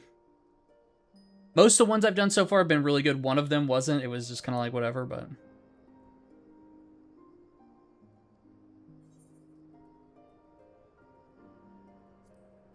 man, neither one of the options I had to pick there were something I would actually pick. I would have said, let's throw him in a fire. My choices were like, yeah, we need to make sure he's safe, or like, you know, is there nothing else we can do for him? I'm like, throw that kid in a fire right now. That kid came out of a fucking hole into the void. Like, nothing good comes out of the void. Basically, everything inside of the void is... So, the void was the 13th reflection of Eorzea, which is the whole thing, but it's an alternate dimension where everything eats each other all the time, right? Everything used to be, like, human and normal stuff, but over thousands of years of, like, being covered in darkness, it's, like, become manipulated. And you can only... You basically... You're always hungry, and they eat each other to get more power. And they're all, like, demons and shit. So, like...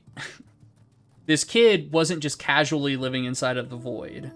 Like, there is no casually just, like, living inside of the void.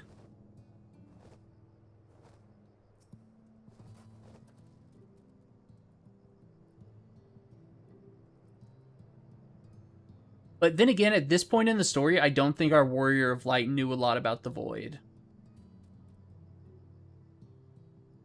Because this was a couple expansions ago where this story takes place.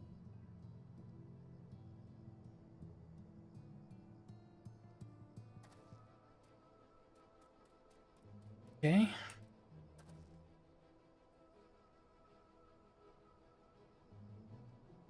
So the kid ran away. Let me queue up for a level. Oh, wait, I already did my leveling dungeon. I guess I'm going to queue up for PvP, even though I really don't want to. PvP is a little bit of a nightmare. And by nightmare, I mean I just don't play it very much, so... The PvP you do for your, like, your daily bonus XP is 72 players, so it's 24 versus 24 versus 24. And it's just like... it's just a lot. Like, there's always people trying to, like, actually win and, like, control the team and stuff.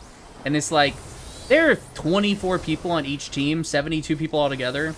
You're going to have such a small impact unless you come in with, like, a group of, like, 8 people, you know?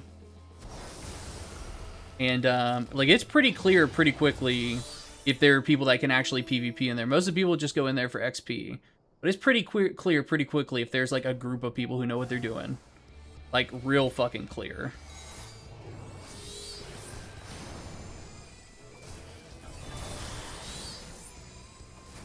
And then some people just don't recognize how clear it is, and they just want to, like, yell and chat and shit the whole time. And the other day, I had a dude, like, 2 days ago, had to do the whole time, just screaming and yelling in chat, like would not stop, going on and on and on and on.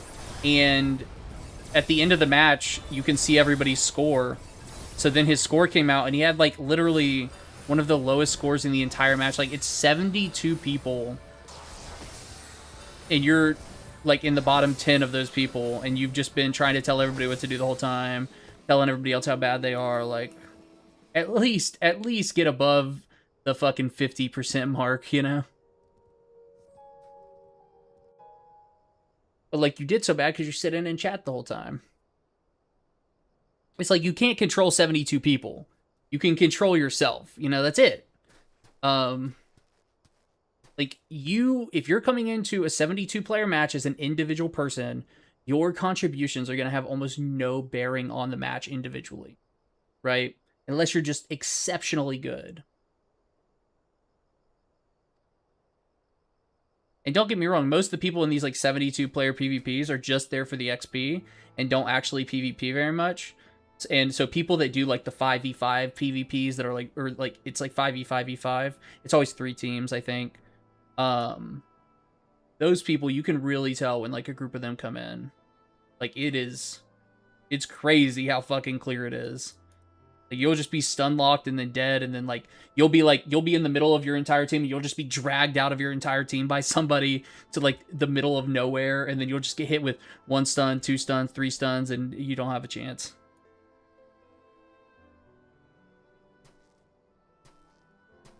Like, we had a match the other day that was to 1,600 points. I've never seen this before, but within like the first 2 minutes, one team was already at 1,200 points, and it was like, there were still like people that were angry in chat that like people weren't trying as hard as they could. It's like, we have 50 points. We have 1,200 points. We ain't winning this. Get your XP and move on.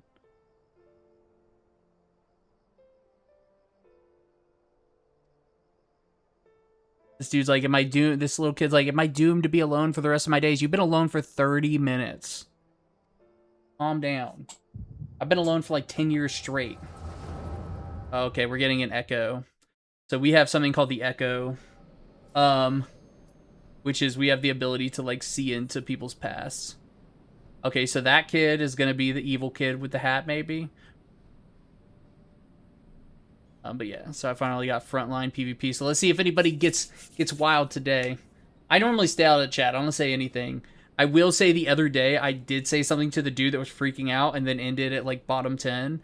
I basically just said like laugh out loud, like, because everybody else was already like flaming him. Like, I mean, they were going at him. And the crazy thing is, right when it's over, you can just leave. You can just leave. He stayed. I will give him credit. He stayed for the ridicule, and he did not have to. And he kind of like, he kept trying to defend himself, but I was very surprised he stayed for the ridicule. He could have just left. You know, so at least he gave people the chance to kind of tell him what they thought after they could see his score. I got Peter Griffin on my team. I got Furious Furry Man on my team.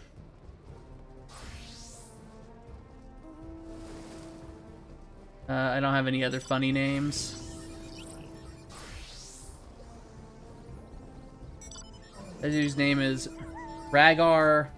I can't even begin to try to say his last name. Sometimes you see really funny names. Or sometimes you see really good cosplays. Like people like... I saw a Sora from Kingdom Hearts recently that was really good. I also saw a Vincent from Final Fantasy VII that was really good.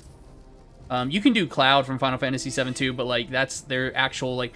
That's an actual outfit in the game. There are a lot of like the main characters from Final Fantasy games outfits are in the game, but the Vincent one, that's not in the game. So somebody actually had to like piece that together and design it themselves with all of the gear that's already in the game. Oh, I saw an Optimus Prime. I didn't see it in person. I saw it on somebody posted a picture of it on Facebook. It was so good.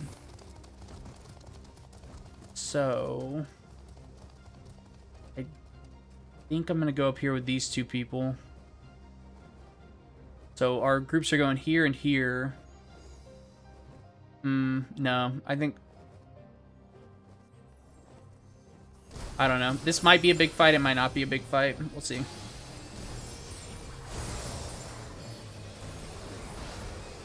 Like, right there, I think right now I can already tell that this blue team has, like, a couple people that kind of know what they're doing in PvP, because I got muted and stunned and pulled out of the circle.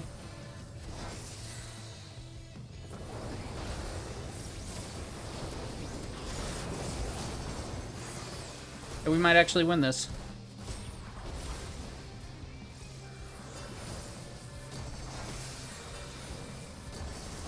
And we won it. Look at that. Normally when I'm involved in a PvP fight, and it's like anything other than overwhelming odds, I lose. You know? Like, if it's overwhelming odds, like we've got 50 people and there are 4 of them, like, I might win. I might win that. You know? But if it's anything remotely close to, like, fair, I'm gonna lose.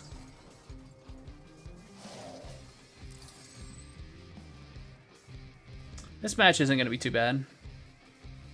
See, we're already ahead a little bit, and that can actually be a bad thing sometimes, because when you get ahead too much, like, we're already ahead a lot, like, we're double their scores, more, like, one of them we're triple their score, they can really start hard focusing you for the rest of the match. Even if the other teams start taking the lead, they'll just hard focus you because early on you had the lead.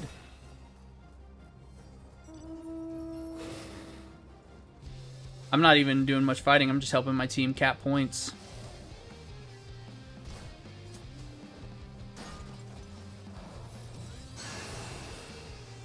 I'm gonna try to get some damage right here. Just dropped a big ol' AoE right in the middle of that group that's coming.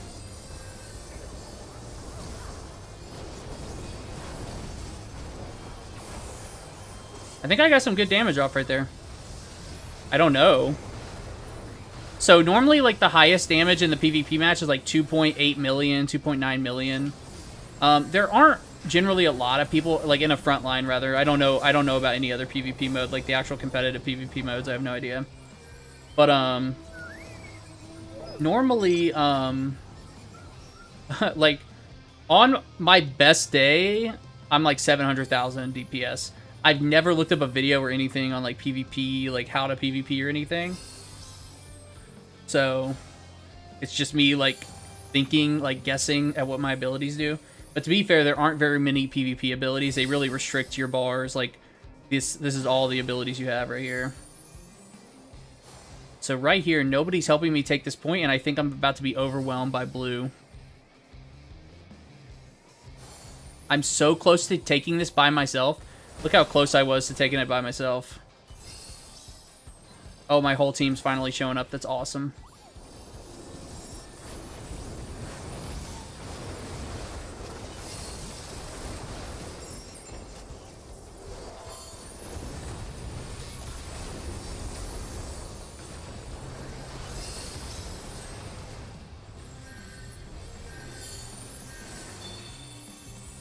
Nice. My team showed up and we got the point.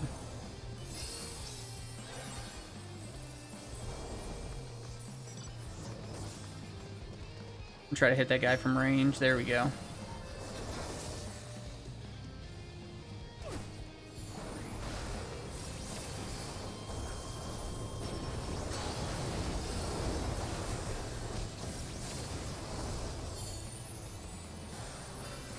It's going pretty well for my team. We're double everybody else's score right now, which means we're absolutely about to be, like, we're fine. We're gonna get focused soon. Unless there are just some people on my team that are really, really good, and I'm not seeing them, you know, because they're out there killing people left and right.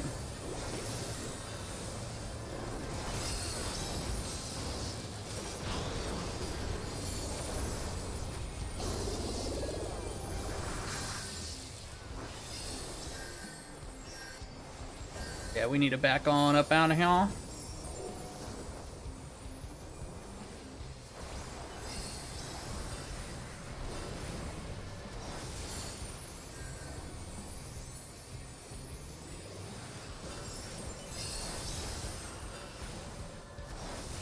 I am getting some good damage in over there, I think.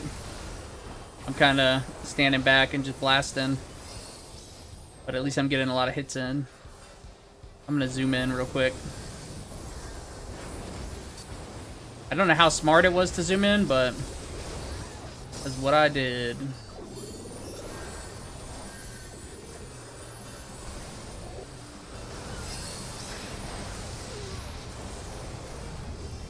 I need to back up. I'm totally out of heals.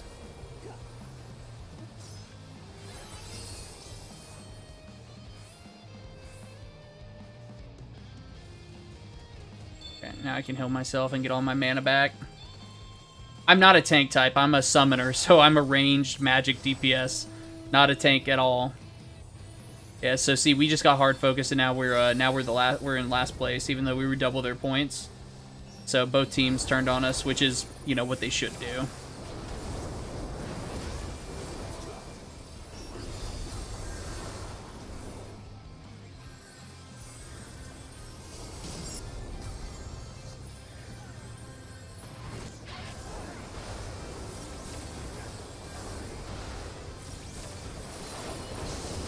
Oh, see, I dove in right there, not the move. Oh, I'm super squishy. But I have this move right here that rushes forward, delivers an attack of a lot of damage around me. So it's like, I have this this dive ability. It does AoE damage when I dive in. So I want to use it, you know? Let's see. Yeah, like, this is in our backyard and we lost it. This is in our this is not really in our backyard, but close to us, and the other two teams are fighting over it. But yeah, they're all up on us. I got two teammates going over here. We'll see if there's a bunch of enemies over there or not.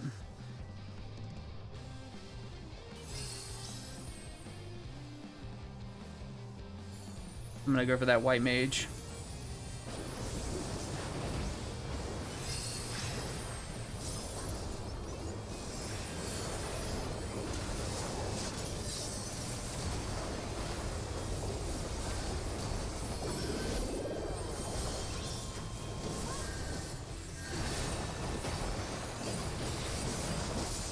Oh, I got deleted right there.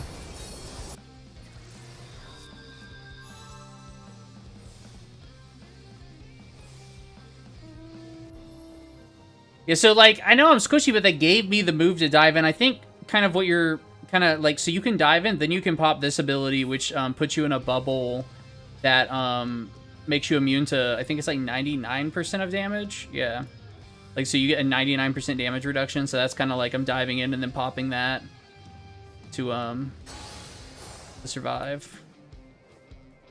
For a couple seconds at least. It's only like 3 or 4 seconds long. Yeah, it's 4 seconds long. But you get a 33% damage or movement reduction, so no. That's not ideal.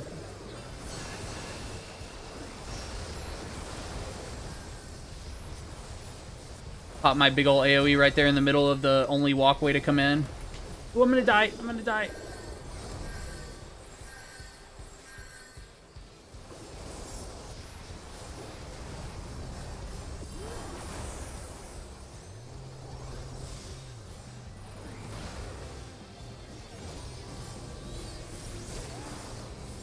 Oh, that summoner just got fucked up.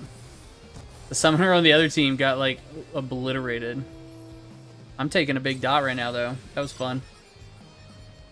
Yeah, I mean, it's not, like, again, I've never looked up oh, they just took a point right in our back line.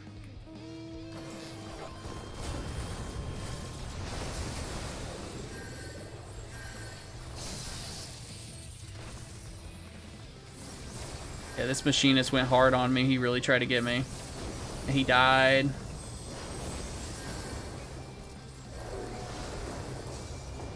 Nice, they all died.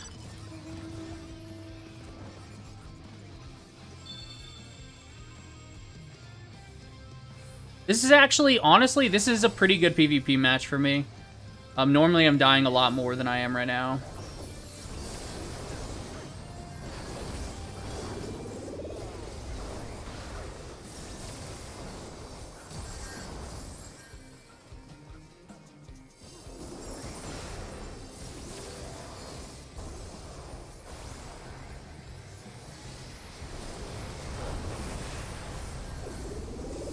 I think I just got a good amount of damage right there.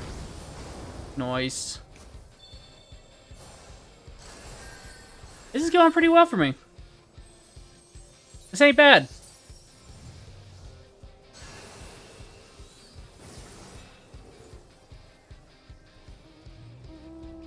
I don't know how much damage I'll have at the end of it, but I think I'll have more than I normally do. Watch, I'm gonna finish and it'll be like, oh, you have 100,000 damage, and I'm like, yeah, I have no idea what the fuck I guess anything is.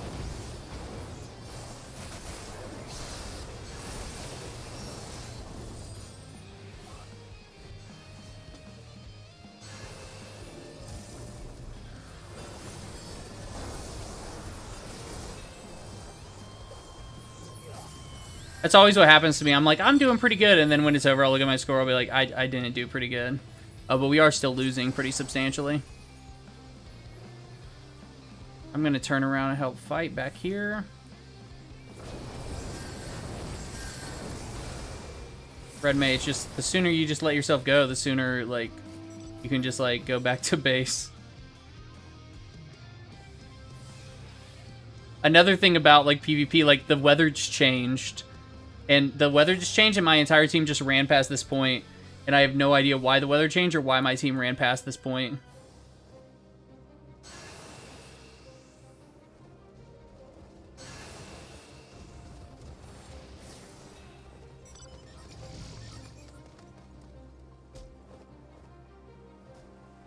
So I'm going to try to get in there and drop my ultimate right on those two groups that are fighting.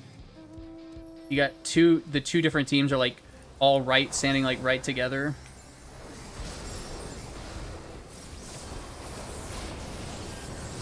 Oh my god. I made so many big moves right there, like, but I'm gonna die for it, guaranteeably. And by big moves, I didn't mean big as much as I meant bold, I guess. You know, or dumb, I guess, could also be another word for it.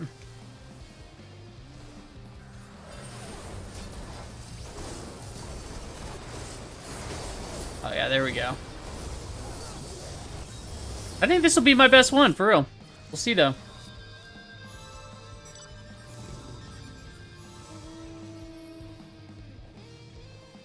Bold or dumb, matter of perspective. Yeah, I guess. Yeah, absolutely. They're going to get that point for free right there. Because we're not pushing it at all. But then again, we're being, like, hit hard right here. Ooh, wait, we're being hit hard in two different areas.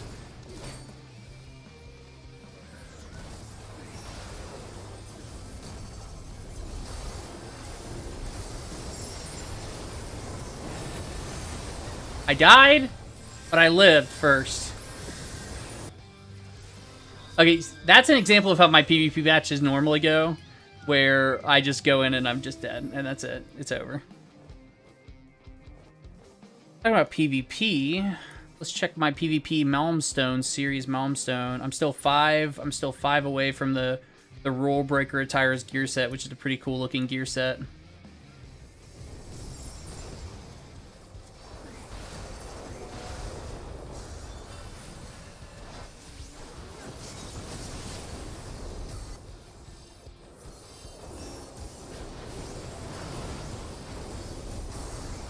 Oh, that Gunbreaker went down real fast. Oh, I'm gonna go down real fast.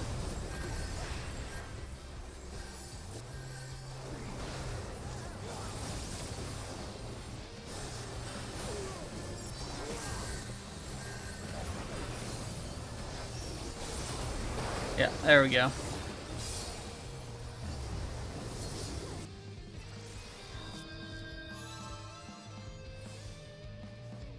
Hey, we've taken the lead back. Somehow.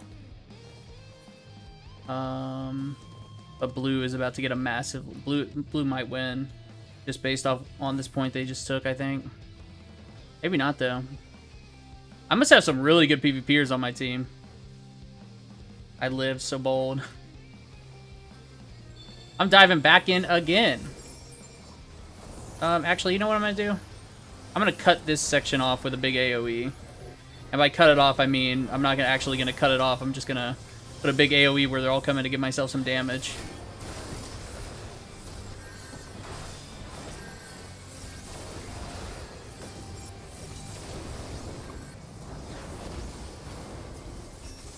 But we need to get in there. We're going to lose this point.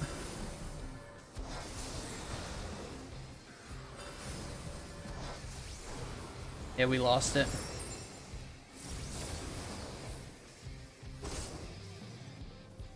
Oh, but I think maybe we gave it up so we could get this point back here, but maybe not. Wow, yellow won. Oh, so whoever took this point right here basically won. I did 1.7 million damage. That is 1 million more than my normal best damage. So yeah, that it felt like it was one. I was 1, 2, 3, 4, 5. I was 5th in damage. That's unbelievable. I got 42 assists. That's, for me, that's an unreal amount of fucking XP. Or amount of damage. I got to screenshot my best achievement in PvP ever. You know? Look at that. Look at that. That's not bad. I've never even been top 50 in PvP, much less 5th for damage. And I only had 5 deaths, 42 assists. That's a lot of assists. Normally my assists are like 10 assists, like for real. Like, it's wild how much better that PvP match was for me than any PvP match I've ever done. Andy, you just need to come watch me, and then I'll like feel the need to do better. Okay. Before I do that, let me queue up. Queue up for... got that PvP XP. That was awesome. I'm very happy about that. I feel very good about it. So... I got really lucky that I didn't get focused, honestly. That was like the really big thing, is I was able to just sit in the backline and do damage, and for some reason I just wasn't getting focused, whereas a lot of the time I'll just get focused down real fast. But I also think I had good teammates that were like kind of enabling me to do that.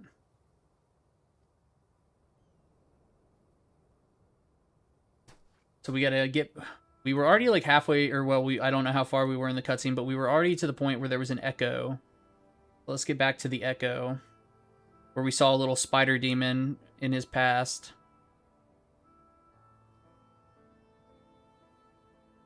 I'm going to take another wild stab in the dark at what's going on with the story, and say that the dude we're hunting is the other little boy from this dude's past, and he was frozen in time in the void somehow, while the other kid grew up. Or it's his master, but I'm going with the other kid. We'll see, though. He's saying, I'm so sick of not knowing, I'm so sick of being alone. He's been awake for straight up 45 minutes.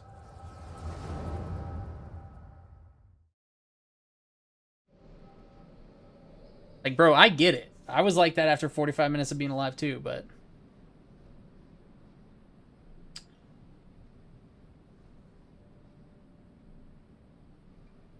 Now it's your turn. His name's Tainor. Hey, Tainor. Even the greatest mages have known failure. This doesn't look like the Void, though. This looks like the First. So maybe they're actually from the First. I thought they were from the Void, which is the 13th, which is not anything I expect you to understand, but I'm talking out loud.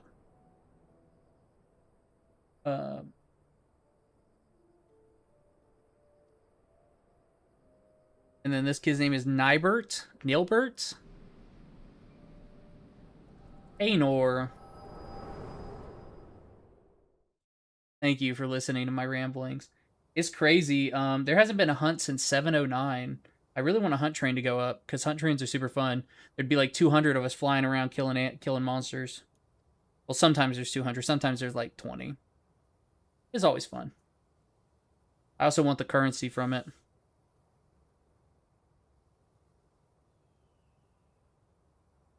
Nilbert.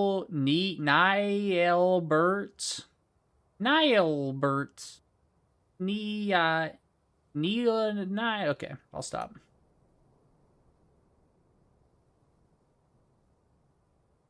I think the most common name I've seen in this game is Nyx. Like, every 20th person I meet in this game has a character named Nyx. Not really, but like at least one in every like 100 or 1,000 I meet. Which is, considering normally I only see a name once, pretty often.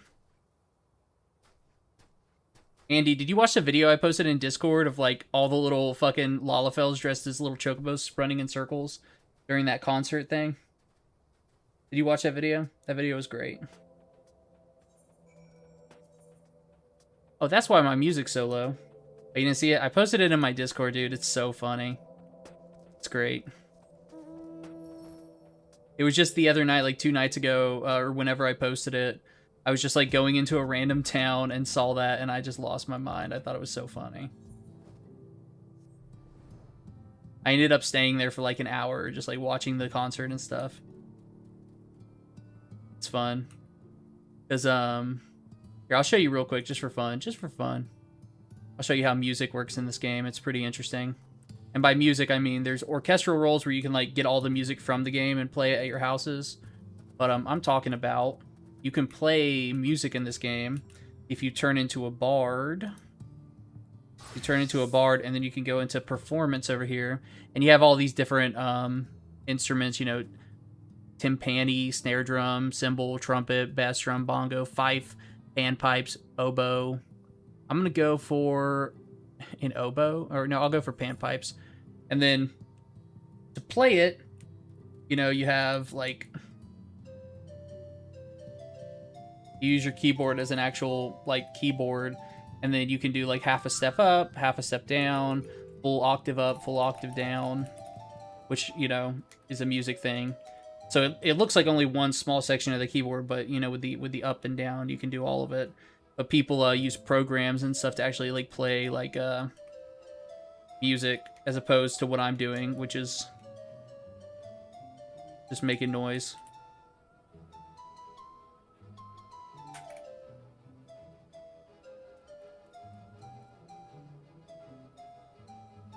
It's the limit of my musical abilities. Okay.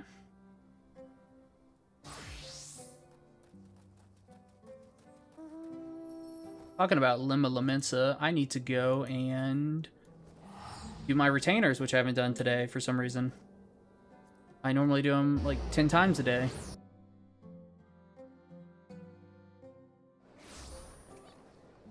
Nothing going on in Lima Lamensa right now, no concerts. You always have people dancing though, but that's not a concert. Panda Lily, I think I've played with this person before. I recognize that name.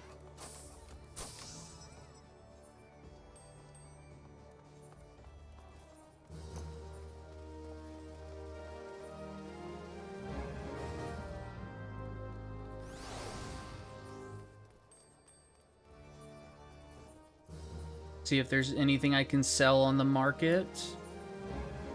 Not really.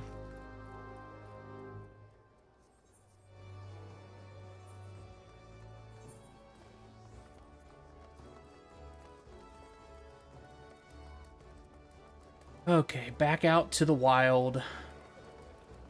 See if there's any cool looking glams going on in here. Anybody looking cool? Yeah, that guy's okay. He's got like a cool cowgirl look going on to her.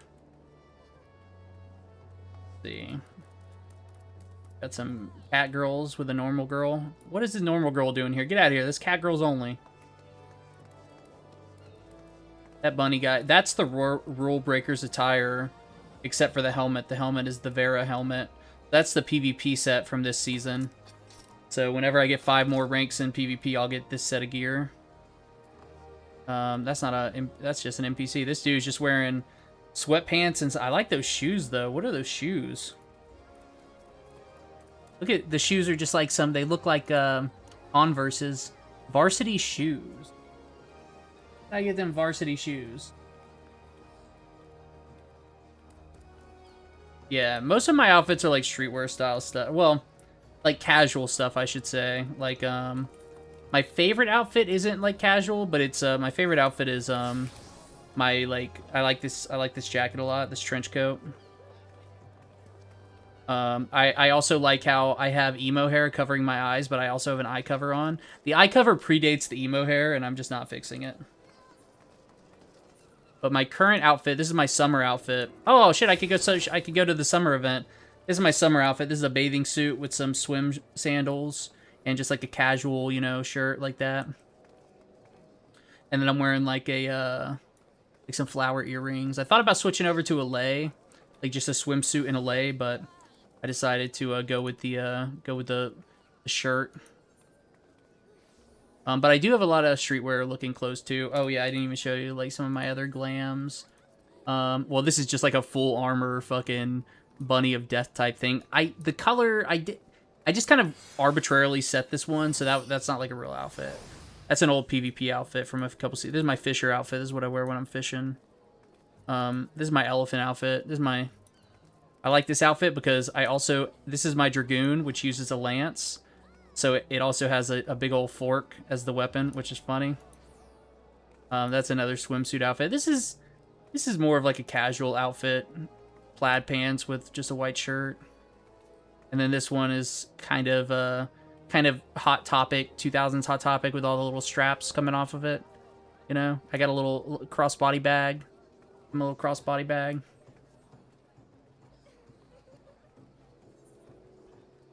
Costa del Sol, where I'm going.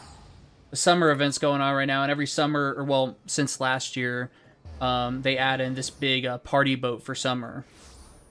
So everybody's out here hanging out on the party boat. You can't fly all the way up to the party boat. It'll kick you off your mount. But it's this big summer party boat. And there's like a slide you can go down. There's a little like a lazy river thing you can ride around in. And then the biggest thing is this jump puzzle right here, which they have these jump puzzles are all over the game. They drive me fucking crazy because I'm bad at them. There was one dude I was in a party with the other day who we were waiting for people to join us for like a really hard encounter. And he completed this jump puzzle in like 15 minutes. It was already at the top. It's like, Jesus Christ. But I'm also on keyboard, and it is easier on controller. And I did try to get a controller to work, but it didn't work right. It wasn't plug and play. Like, it didn't plug and play, and I was like, it's not worth my time to figure it out if it's not plug and play. Like, at least not right at this moment. Okay. I'm so bad at this. Anyways, there's leaderboards and stuff people keep online for like getting to the top of those the fastest, of course. And then you can get in a cannon and get shot over here. And whenever it's nighttime, the day cycle in Final Fantasy XIV is 70 minutes. So whenever nighttime comes around in this world, they'll do a big fireworks show over here. This is actually really empty. Normally, like, the last time I came here, which was like 2 days ago, this easily had like 100 people just standing here and like in the water and stuff. And these people over here, I'm gonna punch them. What's this guy doing?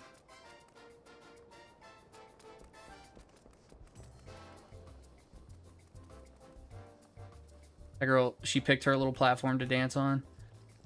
There's a play dead emote where you can like play dead in the water, so you're like, you know, kind of like a dead body in the water. And the first day I was here, there were like tons of people just playing dead in this water. It was so funny.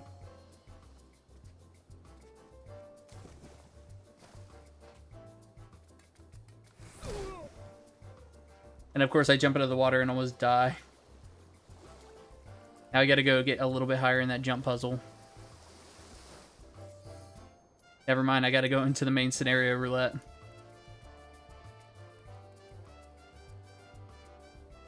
Let's see if there's any groups going for farms. I mean, I'll be in here for a while, so maybe some more farm groups will be up when I get out of here, and I can go do a farm for a new mount. Let me hit that water slide real quick before I go into this dungeon. Let me down. It's not letting me go down the water slide. Maybe because I queued up already.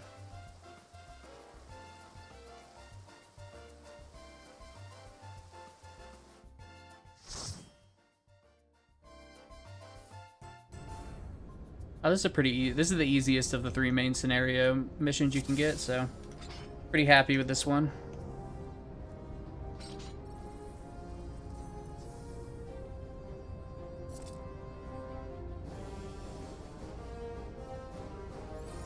Okay, waiting for... I don't know what this guy's doing.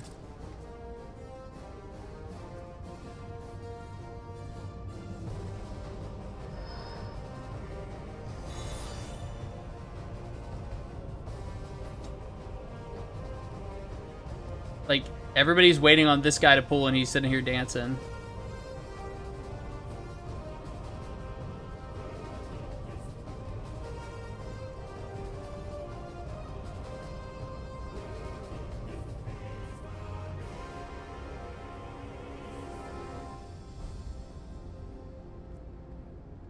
Oh, this dude seriously BRB'd right at the beginning of the dungeon? What the fuck? Don't queue!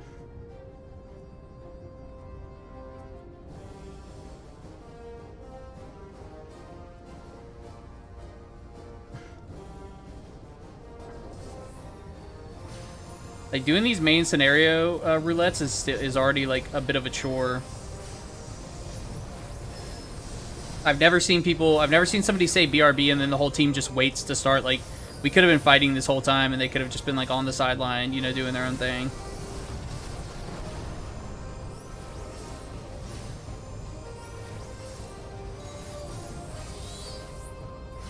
But then again, I guess some people would think that was, like, giving them a free ride.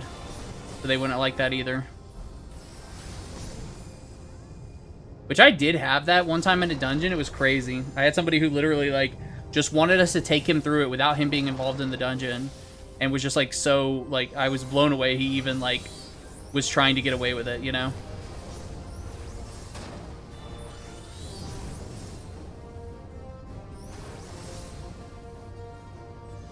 I was the tank, so I didn't even notice what he was doing. It was the other people in the team that, that noticed.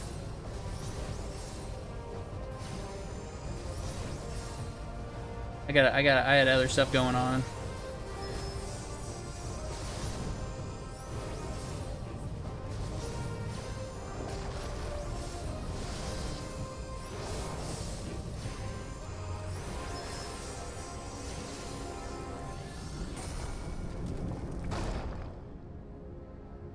I get a little chill time relaxing in my stones.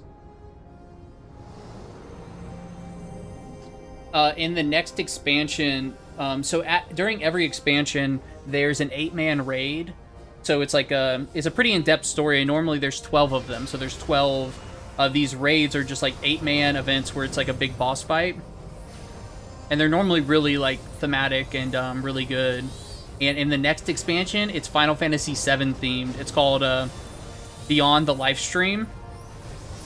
So I cannot fucking wait to see like what bosses we get. Obviously, there's gonna have to be a Sephiroth fight, but like Ultima Weapon, Ruby Weapon, like this is Ultima Weapon, but Final Fantasy XIV's version, you know. But hopefully we'll be able to fight like Final Fantasy VII's Ultima Weapon, Ruby Weapon. Maybe Condor would be fun.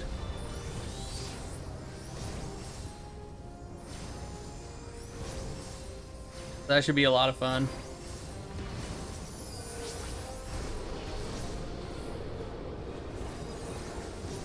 And they're also adding in so there's already the Gold Saucer, and I don't even know if you played Final Fantasy VII, but I feel like maybe you played the remake. Maybe if I could get you away from your shooters a little bit. The remake was really good. But so the Gold Saucer's coming, and they're claiming that the new game we're gonna get is like a Final Fantasy VII typing game where you like type in words to do damage.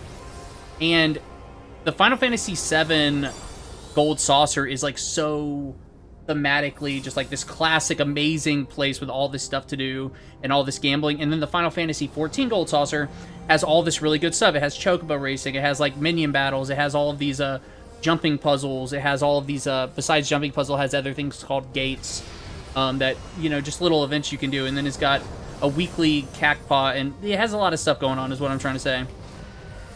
And they're saying that like what we're getting with the crossover between Final Fantasy VII and Final Fantasy XIV is a typing game, and everybody's really hyped for it. And I just think they're trolling. They showed no gameplay of it. They just showed a screenshot, and I think they're fucking trolling. I don't think it's real. I think it's fake, and I think they're just fucking like people just like immediately were like, "Oh, that's so cool," and I'm like, there's so many good mini games in Final Fantasy VII, and you're telling me all we're getting is a typing game? I don't think so. We'll see. That'd be crazy.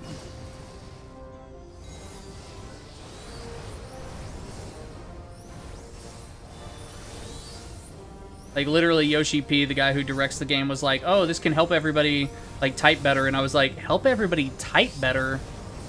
Is this an MMO or high school? Like, what are you talking about?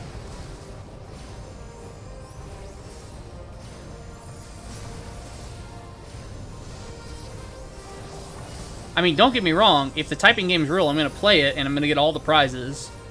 I'm gonna do bad at it, so I'm probably gonna get like, if you can get like 400 points per match, I'm gonna get like 2, but I'm still gonna grind out every single prize.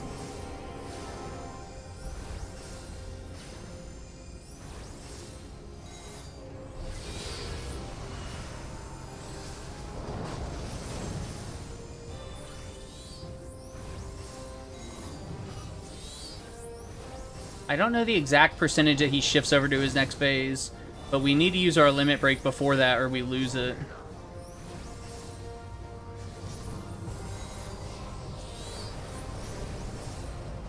Oh, I guess we lost it. Now we have a really long cutscene that takes place here.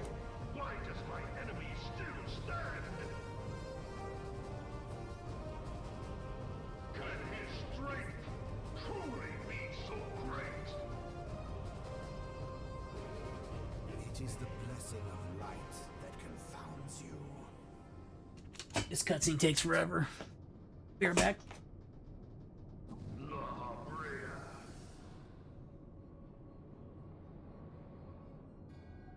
Your foe acts under the protection of the crystal he bears. So, this is what empowers him. Beyond mortal limits. If you are to prevail, the hammer of darkness must needs be brought to bear upon the shield of light. And so it shall, for the Ultima weapon is host to a power of which you are as yet ignorant. Speak plainly, Ascian. The heart of Sabik is the weapon's core, an enigma whose surface even the vaunted scholars of ancient Alleg failed to Alleg. scratch. Ancients, I always mispronounce Alleg. The Alleg. magic within has lain dormant for eons. Of what magic do you speak? How far are we in? A spell Hopefully this cutscene's over today. Ultima It is a very long cutscene. We're not even like halfway through it, but sought the light. one of my favorite parts of this cutscene is one of the characters screams, No other La Habrea! in the It's core. just, you'll hear it. It's funny. The true power of the Ultima Hear weapon it. Funny. lies within its now beating heart. La Habrea, what have you done? La Habrea. No more than was necessary for my god to be reborn. Damn you, Ascian. The hour is at hand. Behold but a sliver of my god's power.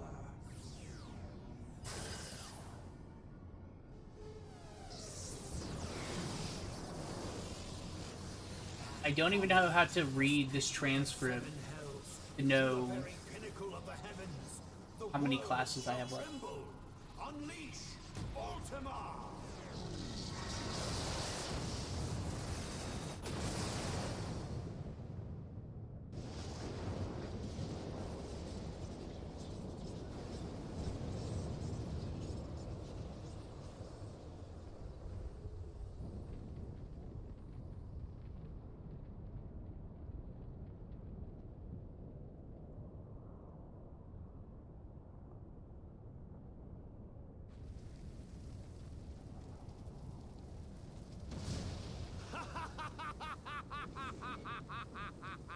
Where can I get the varsity shoes? Devastation Look at Garland tools. not my intention. Such devastation.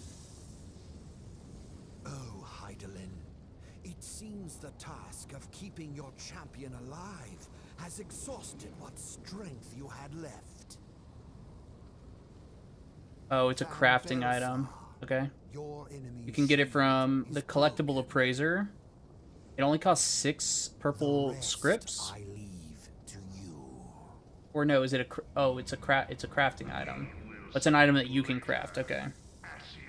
Ascian, I probably have the level requirements. Oh, it's a leather worker level 90. but first, I don't... My level worker's level 82 right now. The question of who is mightier remains.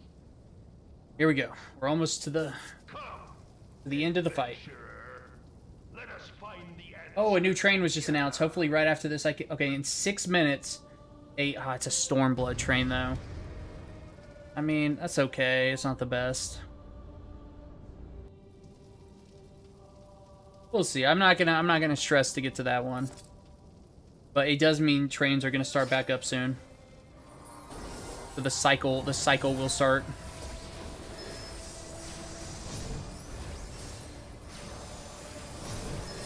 Then let's see. Yeah, I don't need very many more trains until I'll be able to get my next relic weapon stage for my machinist.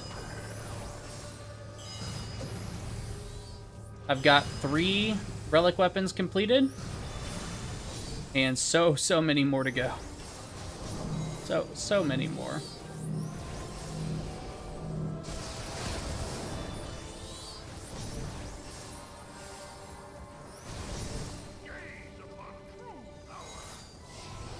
Yeah, I addled him.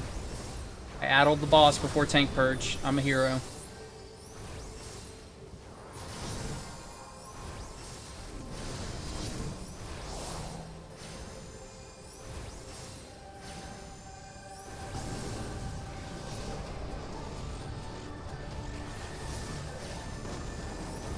I say I'm a hero. I'm just kind of sitting here not even hitting any of my cooldowns. Wild.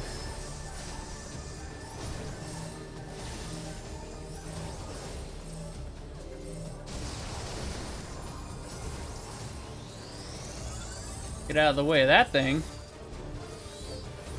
What's MMO life? Which part? What did I say? I said a lot of stuff. Oh, like the endless grind for relic weapons is MMO life? Yeah, that's what I do love that about MMOs. There's too much content in this game for me to ever actually complete. So that makes me kind of happy. Oh, just sitting, oh yeah, hitting there, not hitting any of your cooldowns, just kind of like spamming one ability as you get bored. Like, the rotations in this game luckily aren't super complicated. Like, they're not as complicated as, like, the hardest WoW rotations. No, but they're more complicated than, like, a WoW hunter rotation. You know? This specific character's rotation is fucking unbelievably easy. Or this specific class summoner is unbelievably easy. My Reaper, though, conceptually, it's an easy rotation, but then, like, to actually master it and stuff is some work. Some real work.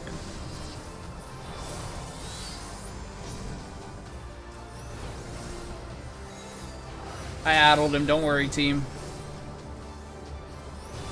I never play magic casters, so addling an enemy is where you use this and you reduce their damage dealt by 10% and their magic damage dealt by 5%. And since I never play magic casters, I never get to use it, so now I just use it all the time, even when, like, we don't need it at all.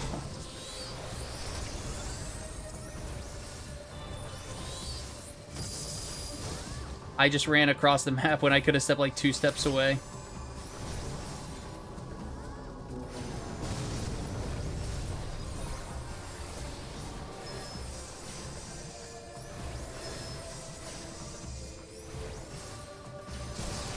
Okay, this fight is almost over.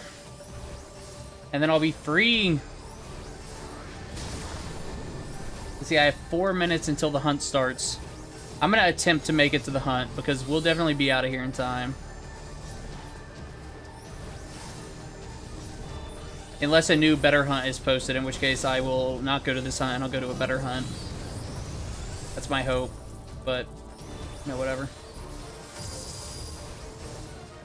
This will be a small hunt if I go to it. Not very many people go to the Stormblood hunts.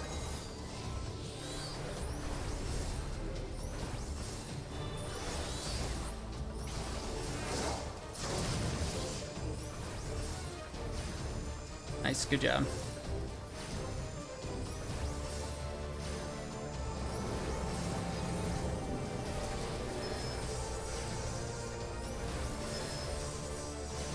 And now this fight is literally just like it's basically this. I mean, this whole fight is basically just like a show. It's not even a real fight. Like the odds, like I think it's impossible to lose unless you're like the worst beat. Like, so it's just an act. You know, you're just going through the motions.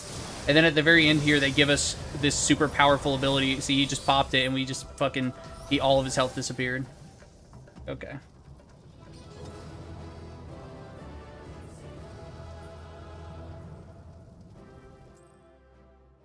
Yay. Oh, I went down the slide. Yay, I'm going down the slide. Oh, look, you throw your fist in the air when you go down the slide. Nice. You got people over here dressed up for the summer event. Everybody's wearing all their summer clothes. Okay, let me try to get to that hunt. It starts in 2 minutes.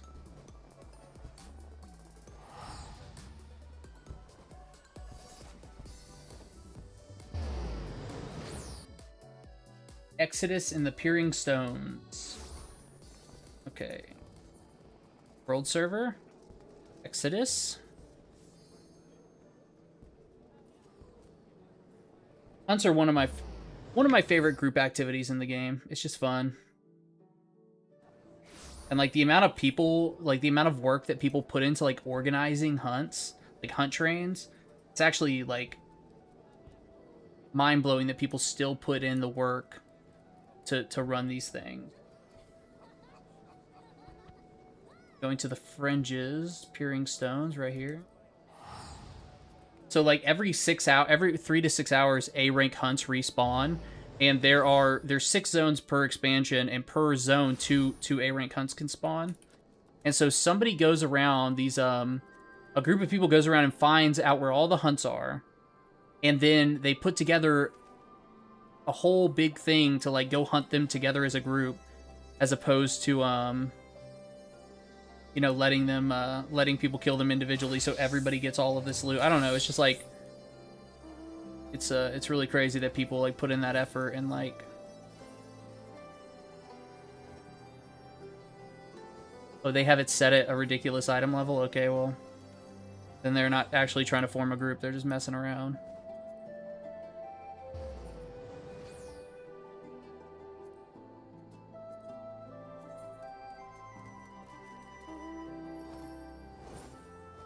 I do not have a party. It's okay. I'll just go on my own.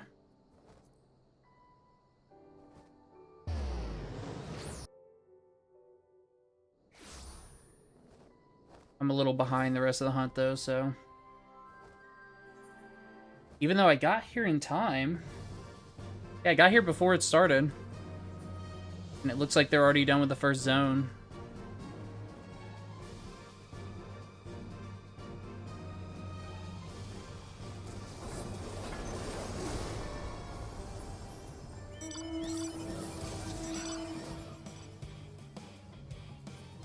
Oh, but they did say that 2 of the hunts were already killed, so maybe there are 2 hunts killed, and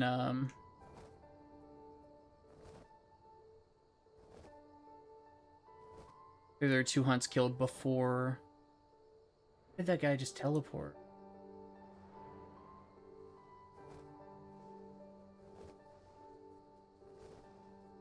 Anyways, this is a small hunt because this is an older expansion, so not a lot of people are doing these anymore.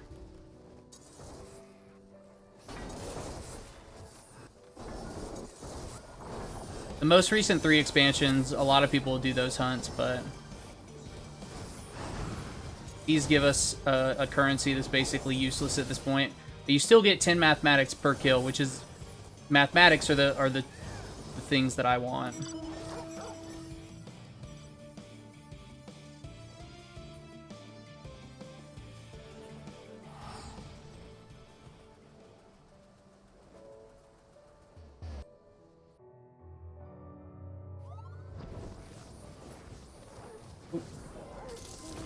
But it's always nice to see all the different mounts everybody's flying around with. Normally I have my mounts like on random, so every time I mount up I'll get a random one of my mounts, but I earn these wings. These wings are kind of hard to get, so I only recently started farming like the current expansions really hard mounts. And I say really hard, it's like 2 tiers down from the hardest stuff. But it's much harder than the normal content, but still not the hardest content.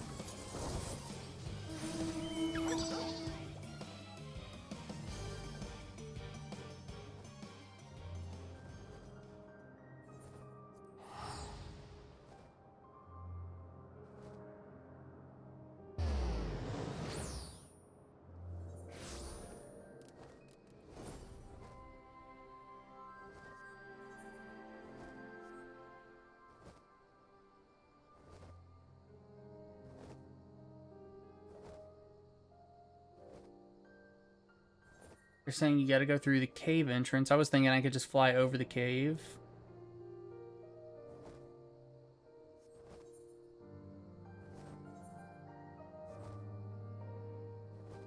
I was thinking there would be a top entrance to like kind of get in on. Oh, there is. I can fly in right here. Oh, there's the rest of the party.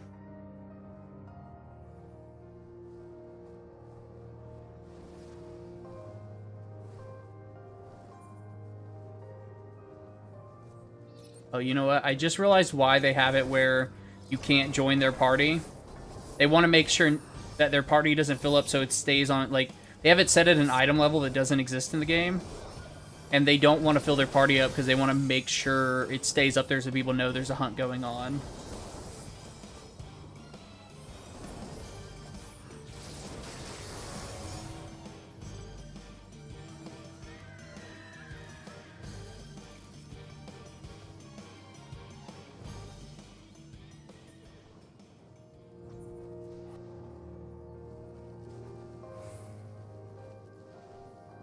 I got my nice little party of 3.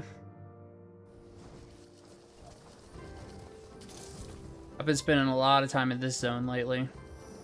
I finally was clearing up all the side missions in the zone. Look at that. Look at that clean map.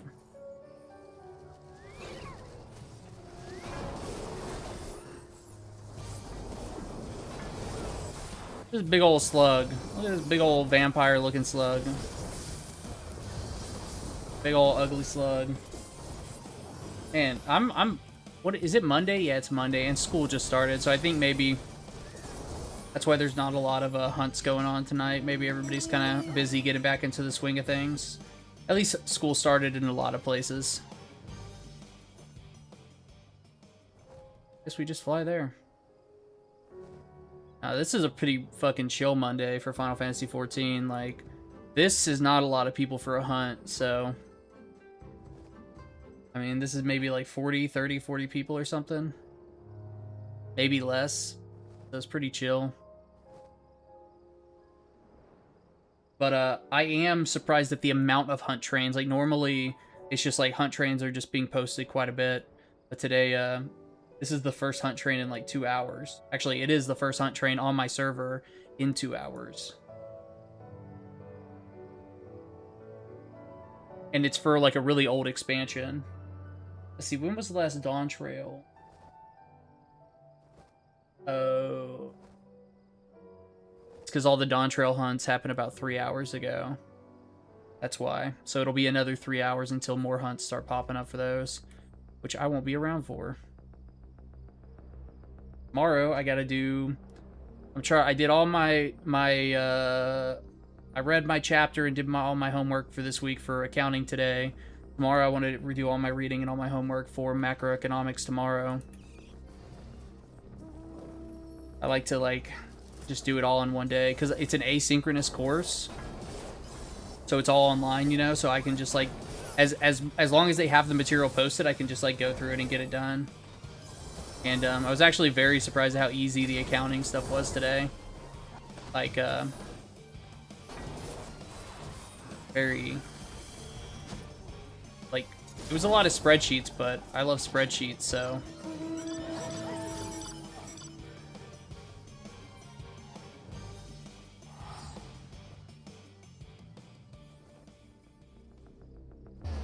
It's been a long time since I made a good spreadsheet. I used to love making spreadsheets for Valhalla and different businesses. But I haven't made a like a tool like with a spreadsheet or like a lot of data being put into a spreadsheet to like do some like data visualization or something. I haven't done it in a long time.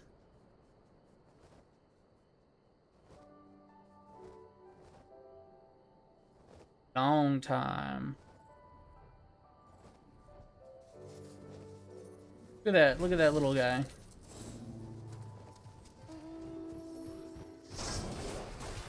I mean, I want to kill this guy, but...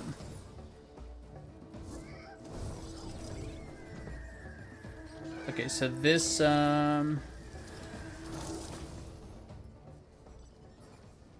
one got sniped, it looks like.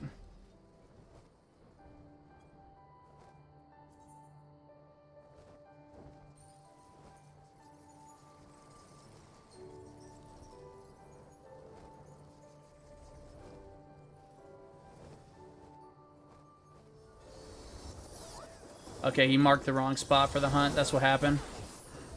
What is that guy? Look at that big old elephant dude. Like, the elephant people are like sentient people, and we're just sitting here like beating the shit out of this guy. Like, the line between monster and like sentient creature in Final Fantasy is so thin.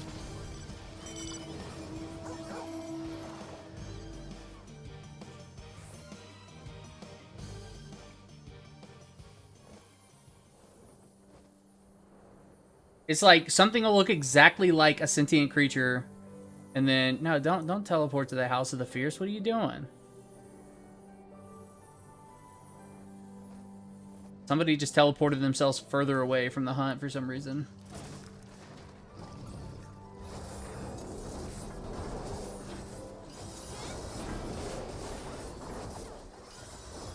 Everybody was right here around it too, and they teleported all the way back here.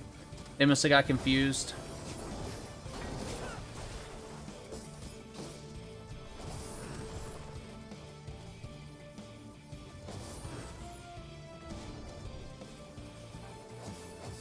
Hopefully, everybody... it's dead.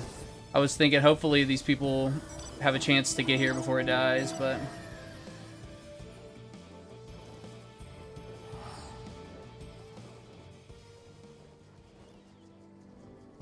Oh, you're playing Big Walk with friends? I've seen videos and stuff, but, you know me and friends, so... So I haven't played it. Is it a crossplay? I've been trying to find some games for me to play with my brothers, so... I used to... Well, all three of my... Well, 3 or 4 of my brothers used to play Final Fantasy XIV with me. And then, I played Lords of the Fallen a lot with Chris. You met Chris. And, I can't wait for Lords of the Fallen 2. That's gonna be so much fun to play with him. And then Mortal Shell 2 just came out, and I was hoping it was 2-player, but it's single-player, which I think is crazy. It's crazy town. Why do people do this? Sore subject? Yeah. Nah, dude, I like my peace, you know? I like my... Everybody always wants to bring their other friends in, and then I gotta deal with some dude's cousin's boyfriend who fucking thinks that Ark should be... playing Ark should be torture, you know? And, you know, you don't want to deal with that.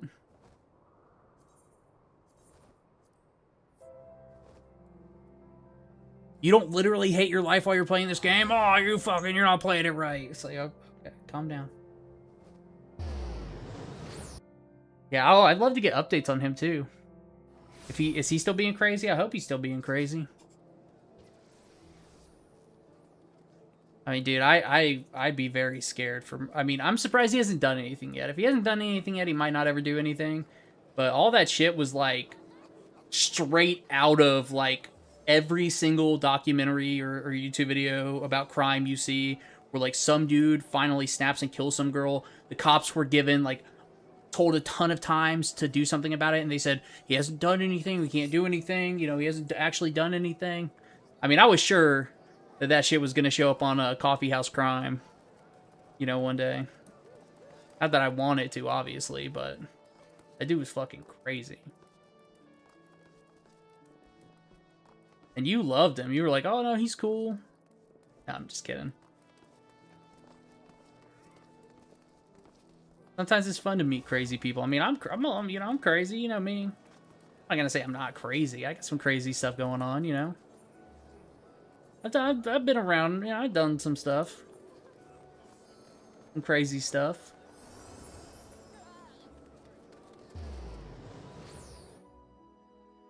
Let's see if there are any Hell on Rails farms going on that I can join. Come on, Hell on Rails. Give me a Hell on Rails. Nope, no Hell on Rails. I already have the wings from this one.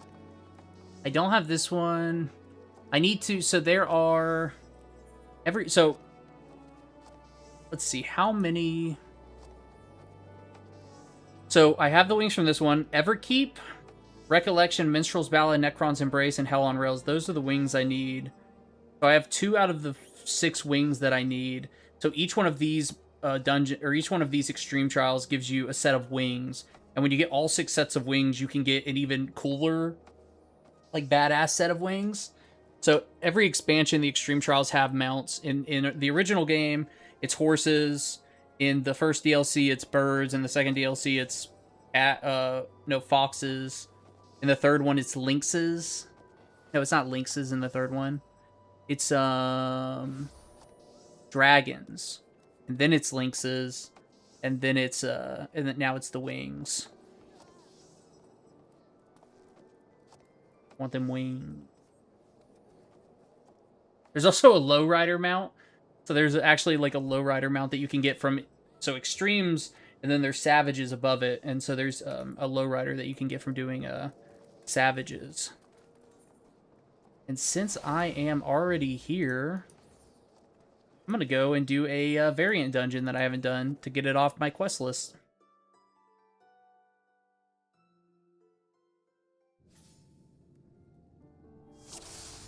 The variant dungeons are, you can come in here with a group or by yourself, and there's, it's exactly what it says, like, it's a variant dungeon, so each time you come in, you pick a path to go down, and based on what you do on that path, different things happen, and, so I'm trying to complete this middle path first, and I came down the middle path last night, but, I was so tired, I was like, fuck this, I'm going to sleep. I have to, so I turned it off before I beat it. Yeah, I mean, there's only so many patterns, you know? Like, there's only so many patterns you can do for the variant dungeons. But basically, you have, like, a little notebook that you can, like, fill out as you go through. And then past the variant dungeons, there's a version of the variant dungeons called Criterion Dungeons, which are hard. And then above that, there's Savage Criterion Dungeons, which I've never done, but I've heard it's some of the hardest content in the game. Like, but there's a lot of stuff like that that's kind of like, you know, you have the raids, like the really hard raids that, you know, if you want to go down that path, or you have like these really hard dungeons which are really obscure, like, you know, or you have deep dungeons, which are 200 floor dungeons. So they're 200 floors, and if you can make it through the whole thing by yourself without dying, you get the title, for the first one at least, there's many of them, but for the first one, if you make it through the whole thing without dying, you get a title called the Necromancer, that I want more than fucking anything. Oh, there's plenty of content for the fucking no-lives in this game, like, so much. And I'm one of them. I mean, let's not make a mistake here. I'm not trying to say I'm not, but, I mean, even with the amount of hours I have in the game, I'm not comfortable yet enough to like commit to something like that, because there's so much other stuff I have to do. Like right now, I'm just trying to like do all the side missions in the game. Like I'm just trying to go through zones on alternative characters while I'm leveling up alternative classes, and just do all the side missions so my map's cleared up. And I'm trying to get all my characters to level, well, it's only one character, but I'm trying to get all my different classes to level 100. But honestly, maybe I should just start grinding deep dungeons, because I really do love deep dungeons. They're a lot of fun. But they're kind of hard to get into, but once you get into them, they become easier, because you don't, like, your level outside the dungeon doesn't really matter. What matters is when you're going through the dungeon, there are these silver chests, and if you open the silver chest, sometimes it'll power up your armor and power up your weapon. And basically, you get like an aetheric armor and aetheric weapon in there. And it goes from level 0 to level 99, right? And it takes a lot of work to get it to level 99, but once it's at level 99, it's a lot easier to get through. So, like, let's say you want to do it solo all the way through. Well, the best thing to do is do it with a group, get all of your stuff to level 99, then start a fresh run where you already have everything at 99. But getting it to level 99 is fucking tough. You know? So, it's a lot of work just to get prepped to go in to do the content solo. You know? Like, if you want to do it solo.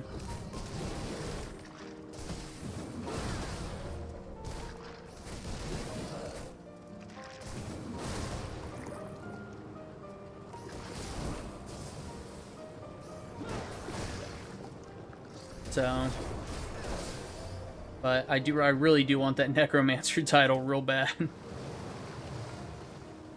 Even my, I mean, my old guild from ESO was called, Legion of the Bloodwork, which is a Necromancer thing.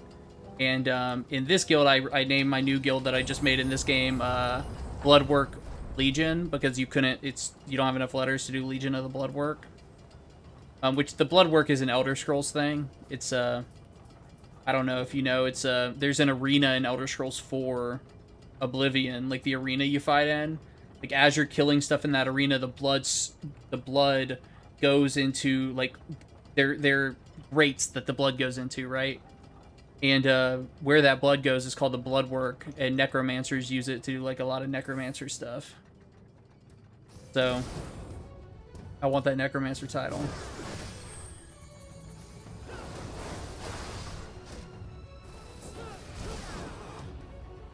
Oh, you know what? I remember why I stopped this dungeon last night. I died on the final boss. The final boss kicked my fucking ass.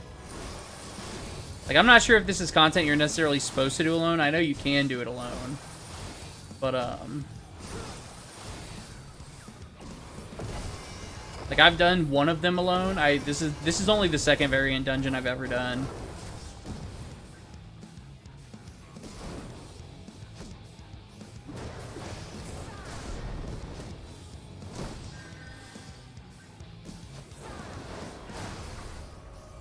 I think there are only like 4 or 5 variant dungeons, but I'm not sure about that.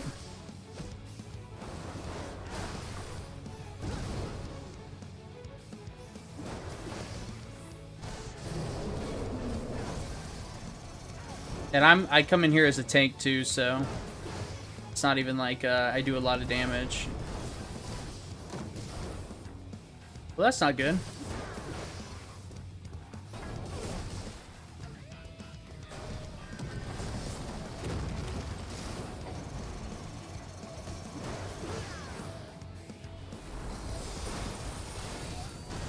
Oh, another all the Stormblood hunts are starting to come up, or Stormblood hunts. But I will not be able to make the next one. In 10 minutes, and I will still be in here in 10 minutes, for sure.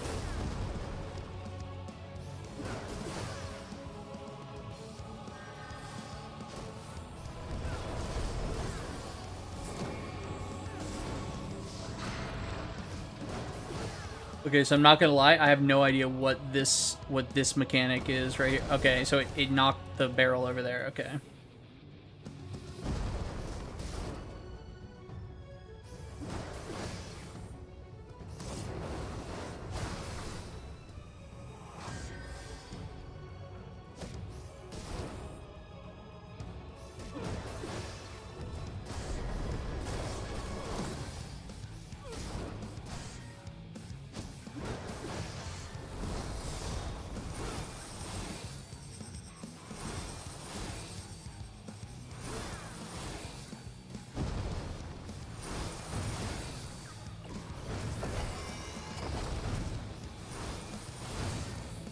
Ooh, I got hit by that. I wasn't paying as much attention as I thought I was.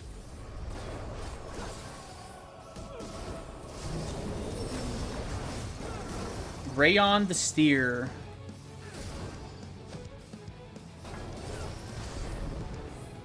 The Steer. What a great name. Don't you want to be called the steer? Doesn't the steer mean something about, no, the stud. Okay, I'm thinking the stud. Like, you know, like a breeding horse or something. Steer kind of sounds like that too for some reason.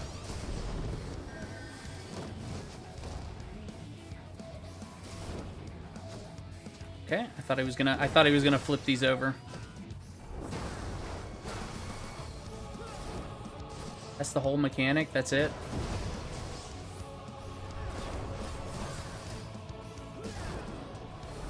That was like really simple for a Final Fantasy XIV dungeon mechanic this late in the game.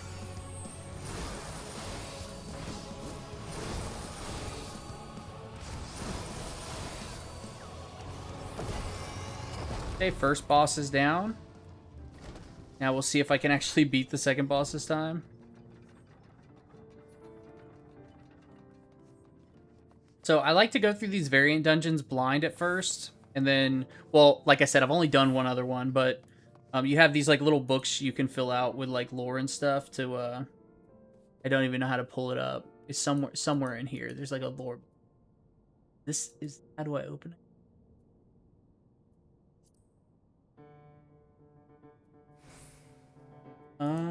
Let's see, logs.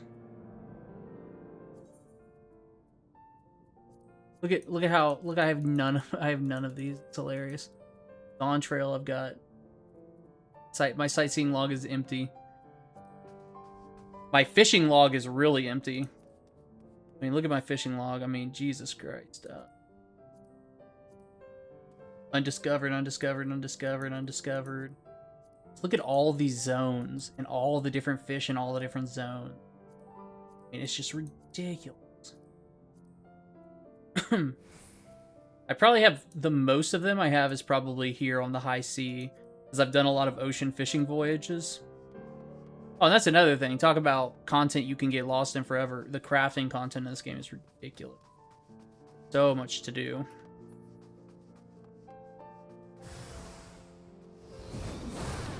Forlorn Maidens, or what looks like Forlorn Maidens.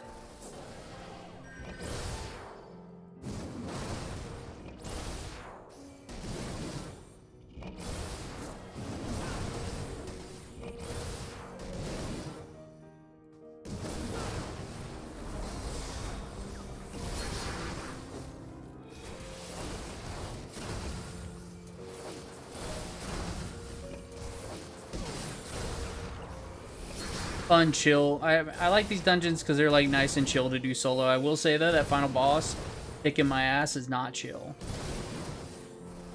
So I don't even know like what happens if you die in here. Like, do you have to I don't think you have to restart the whole thing. I think you can just do the fight again, but I don't know, because last night I died and I was just like, I was too tired. I was like, I'm done. I can't do it.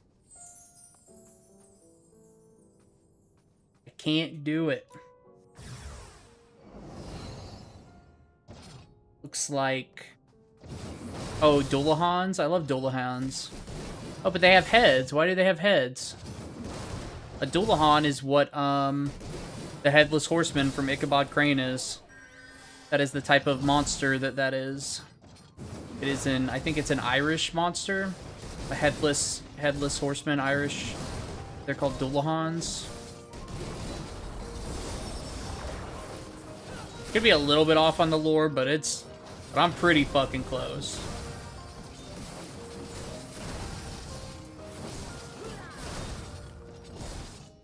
These guys have heads. I'm sitting here thinking, why they got heads?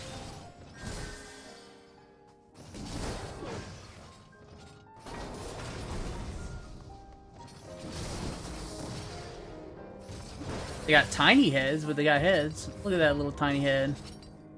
Little tiny head doesn't go with that big old body. So something's going on with the heads. Now this is the room. This is the only room that I had to like look up a guide for because I was just stuck in here. I could not figure out like what you were supposed to do in here. Surely you recognize one or two of these symbols, but I don't know where from. Like somewhere in this dungeon I must have seen something, or maybe it's down one of the other paths that you like see it, but this is, yeah. This was so confusing because I tried out like every combination of these things to figure out what to do. and couldn't figure it out. And then I never realized that there was a button you had to interact with in the middle, and that's what was messing me up.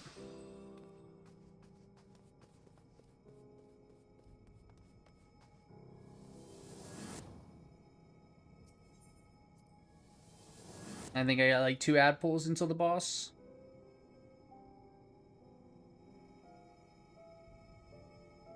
Oh man, there was just an S rank on Excalibur that I missed right before I came in here. He's doing something.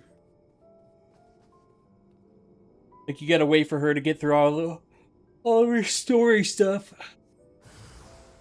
See, this is a Dullahan, but they call it a hollow. I mean, it is hollow, I guess, but it doesn't have a head.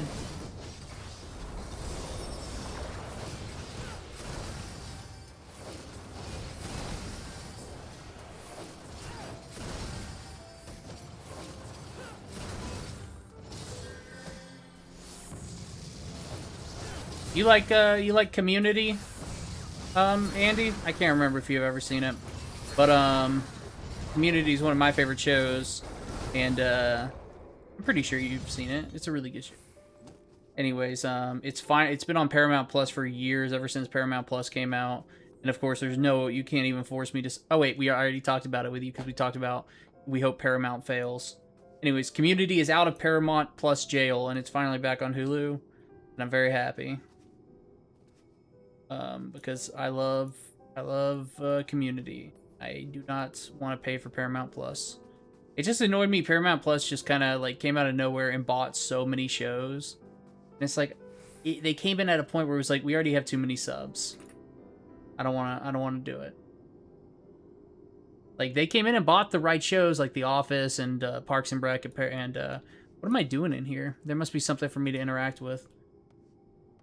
Yep, right there. So they got the right shows, but they weren't gonna give me. Ain't gonna happen. Okay, here's the final boss. This dude killed me last night. He might kill me again. Actually, he probably will. But I will try my best. I'll be a little bit more aware about keeping my hill up.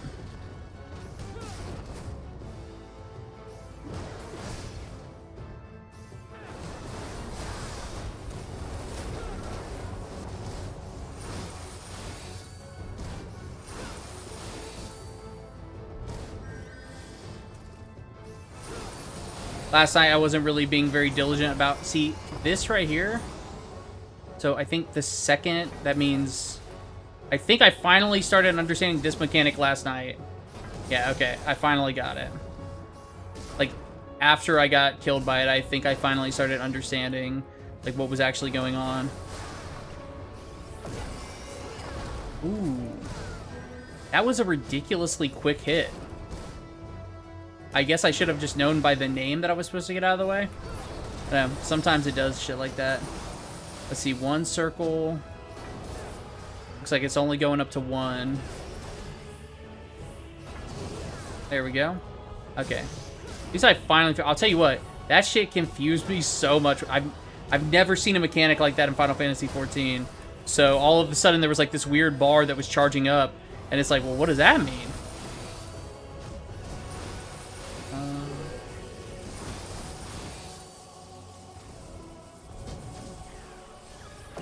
This mechanic was pretty easy to figure out, though.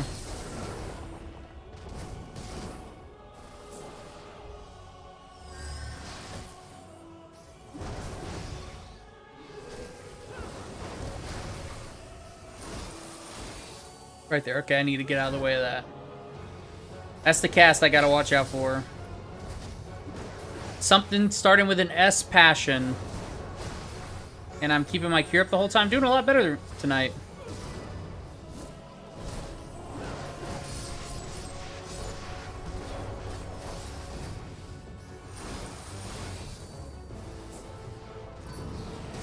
Rush of Might. See, I still don't understand this one. I don't know if he hits out or... Okay, he hits out. Okay. Okay, then he hits in. Okay. See how much his attack just did like half my health right there.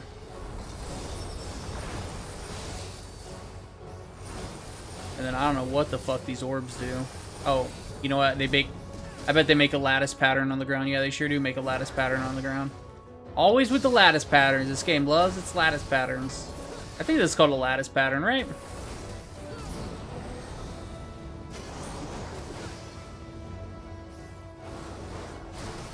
If I'm right, they'll hit out first and then in.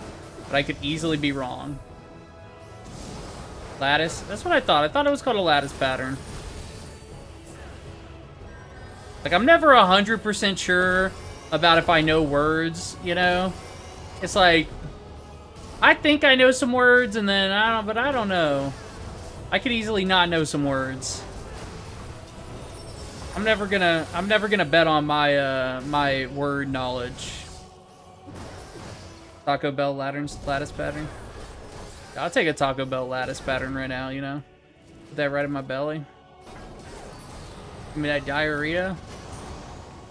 Okay. 1, 2. Ooh, all 3 of them. Look at that.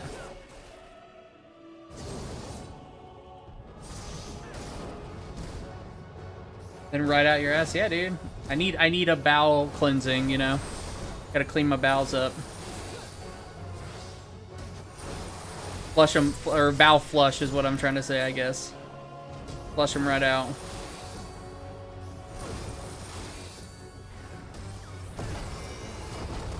This fight's not too bad.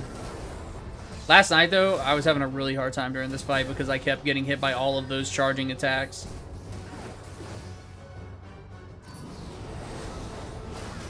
Okay, Rush of Might.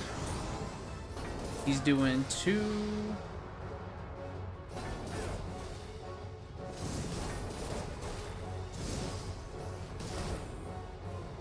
See, that is, like, a lot of mechanics in Final Fantasy XIV, even in newer dungeons, like, they might mix up the mechanics and put, like, 2 or 3 different mechanics together, but you've seen them all before.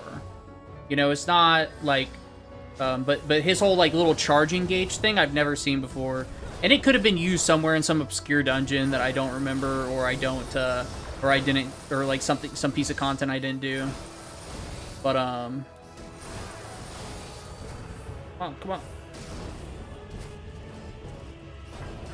WoW raid bosses, yeah. It's the same thing. I mean, if you've been playing the game a long time, you've seen a lot of the mechanics over and over again. And then if you haven't, I mean, dude, honestly, exactly what you just said, or what I'm talking about, is why I quit raiding in WoW last time. I mean, I was just... There was this guy in the raids that was, like, one of the raid leaders who,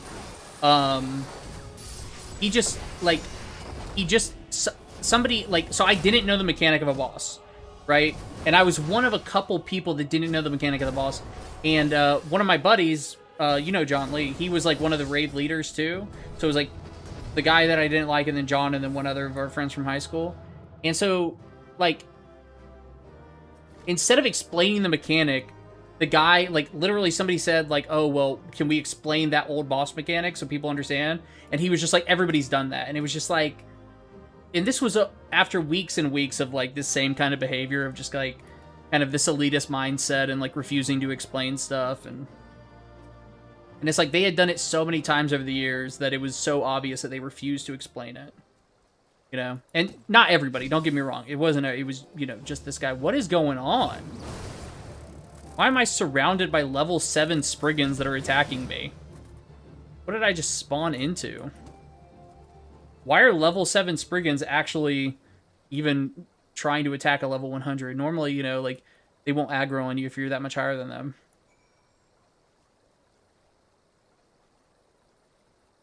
Yeah, dude. And he, like, had your classic, like, when you think of, like, an elitist WoW raider, that was exactly what his voice sounded like. Like, dude, it was bad. But, you know, WoW raids nowadays, it's like 50 fucking people can join it. And it's like, if you drop out of a raid, it doesn't affect the raid at all, you know? So it's not a big deal. They were able to keep going and do their thing. But I did, you know, I made a lot of progress in the raid series, but I couldn't do it with the guy. Couldn't. Hence, the friends thing. I respect my time too much to deal with people that I don't like, and that puts me in a situation where... you know, there are a lot of people I don't fucking like.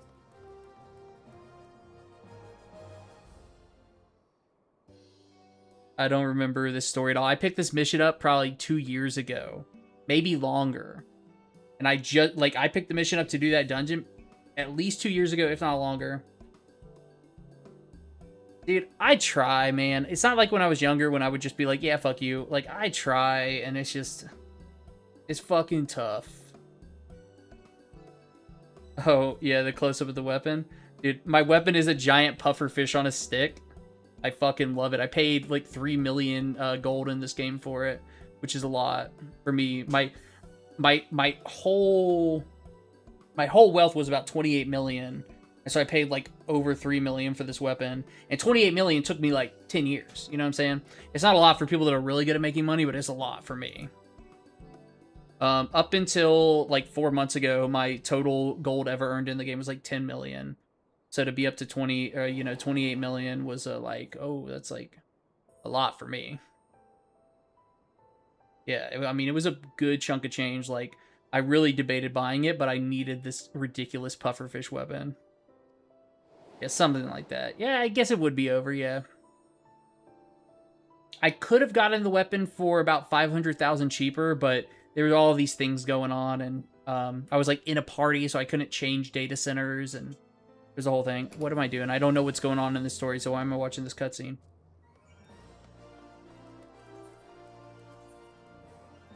Yeah, that mission was from Endwalker. That could have easily been 3-4 years ago I picked that mission up. A bunch of these missions that I have right now are missions I picked up like that long ago, and I just never did. And so I'm really trying to go back and clear like my old mission log. I just, you know.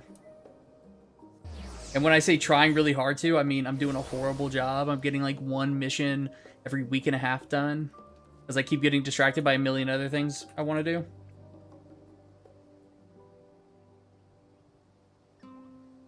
This lady's the bane of my existence because she does all the variant dungeons. And a lot of, like, 4 of the missions I had were all variant dungeons. So that's 2 of them down. Now, where can I see that variant dungeon? Oh, survey record unlocked. Oh, see, and now another fucking mission in the chain popped up. I'm gonna go cry somewhere for all the... Okay, so now I can see the... Where's the little book thing? I want to see the little book thing. Oh, here it is. Okay. So this is like the little book you fill out as you go through the variant dungeon. So I have 1 entry of 12 right now. How did I only get 1 entry? I went down one of the 3 paths. Like, each path has a couple different things you can do on it to change which notes you get. And you could just look up a guide to see, like, where every single note is and how to get it. But I thought I thought I was going to get at least more than 1.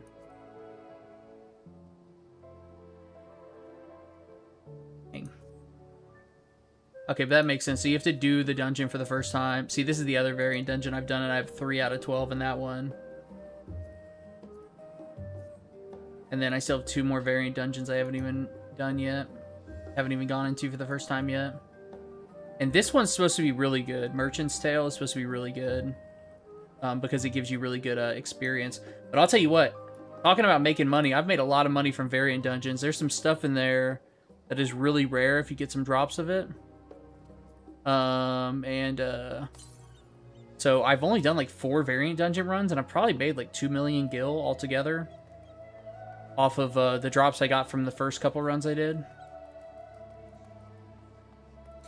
See, the thing is, this mission just popped up, so it replaces the mission in my journal that I just cleared. So I'm still going to have the same amount of missions in my journal. I have 16 out of 30. I'm trying to get it down. I'm trying to clear it up.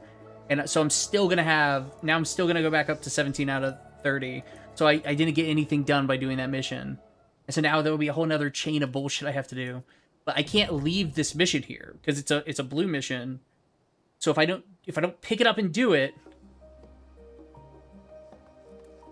if I don't pick it up now, I'm gonna like forget to come back here and get it, you know? Oh, but you know what?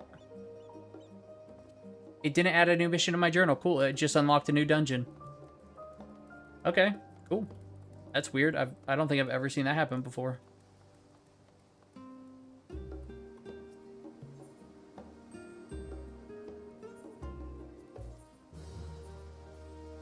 I gotta show you my platypus mount real quick. I'm gonna get off, but I gotta show you my platypus. My platypus is dope as fuck.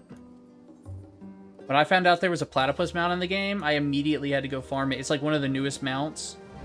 And I farmed it within like the first couple days of it being out. And it was such a massive farm. Like, and it's a part of the most current content.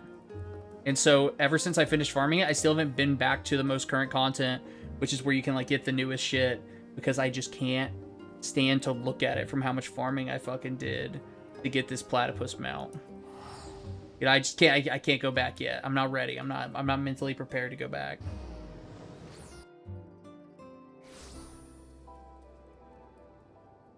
But it is super cool. Where's that platypus? There's that platypus. Duck-billed porter mount. Just look at this little guy. Look at this little guy. He's got a little fanny pack. He's got a little hammer.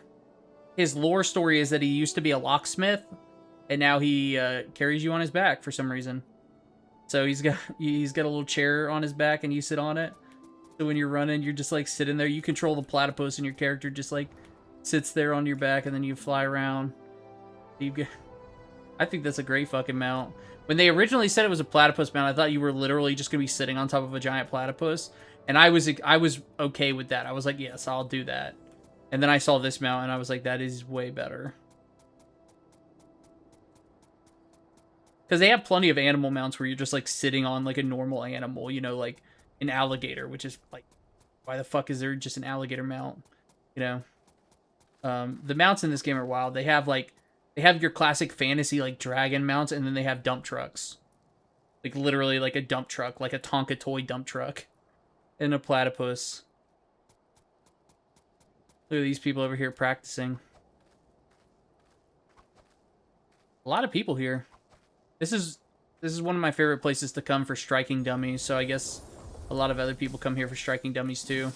But I also have a striking dummy at my house, so now if I want a striking dummy, I just go to my house. Oh, well, I'm getting off, Andy. So that's what I was saying. I was showing you the platypus, and then I was getting off. I'm gonna go eat some dinner. But thank you so much for hanging out, dude. I appreciate it. I appreciate it a lot. I had John here a lot yesterday, and then you're here today, so it's been two pretty good, pretty chill streams. But on that note, I am jumping off. Everybody, thank you for watching. I've been getting some pretty good